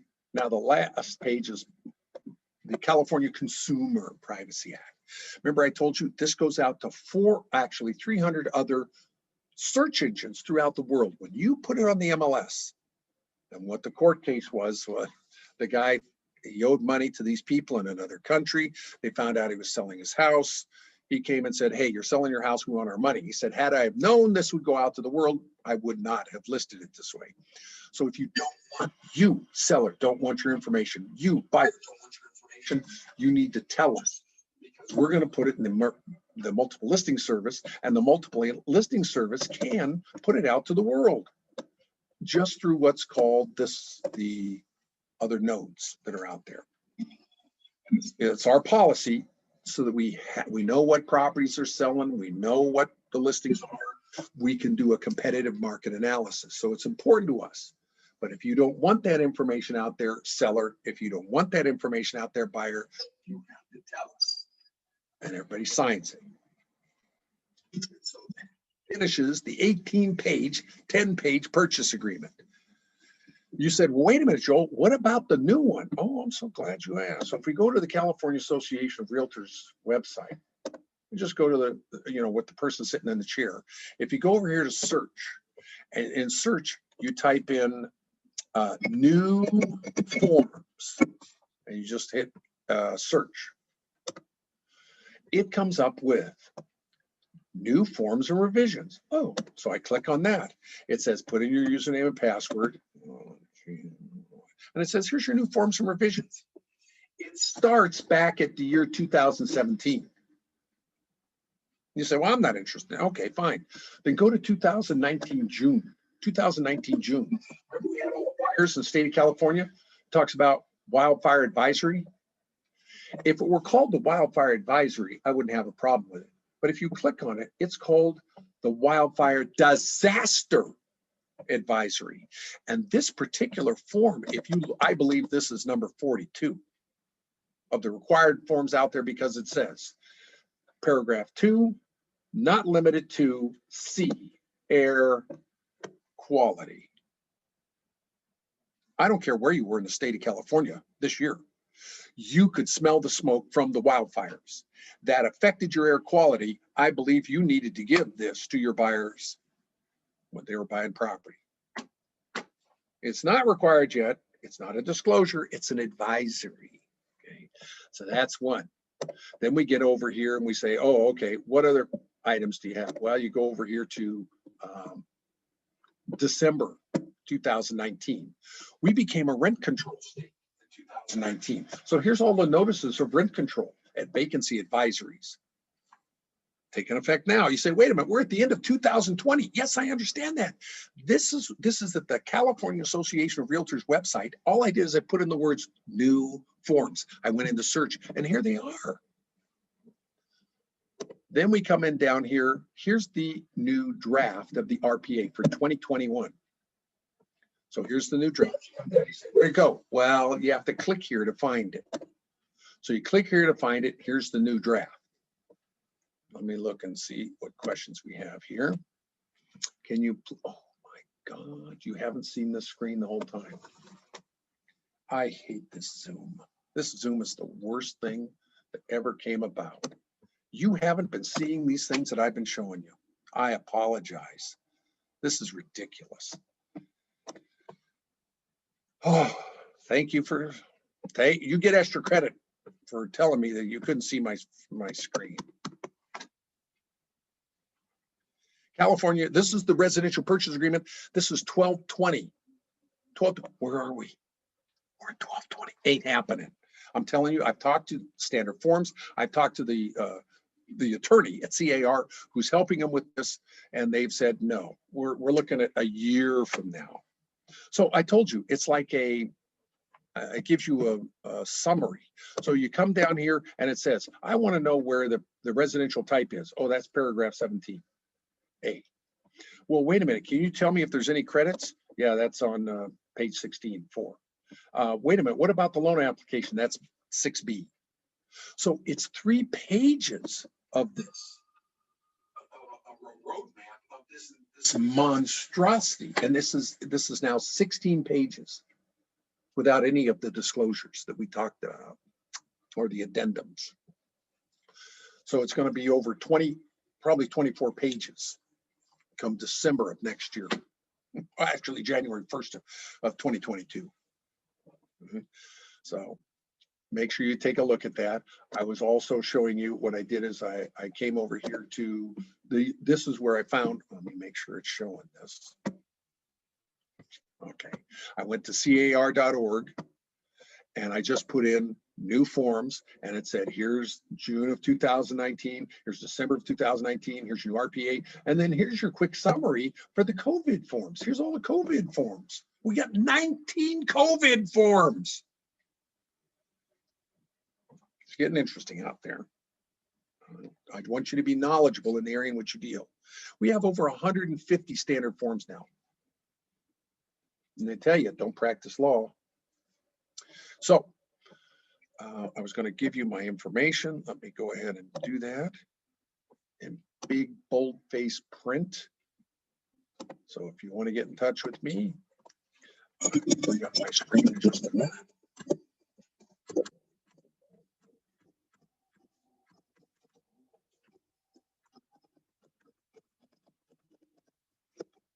Type it in here, and then I'll share my screen. All right. Share the screen. There we go. So that's my information. Get in touch with me. Again, I am not an attorney. I'm a real estate broker. 3 offices, agents that work underneath me. I am working with the California Association of Realtors on a consistent basis to give this information out and also make you aware of these things. Any questions, comments, reactions? Well, you know how to get in touch with me. If you do have a question, If it's a long question, email it to me. I can get back to it. If it's just a short question like, what'd you talk about today? I can actually help you out on that just pretty quick. Okay, let's see what we got here. You're welcome. My pleasure, Carmen. Good to see you again. Thank you for being in the class. You need to be knowledgeable, so study this stuff. You say, Joel, I hate reading this stuff. I'm with you. I hate reading it too, but I know if I don't, I'm always in trouble. So you've been a good group. Go out there and sell something. We'll see you on the next class.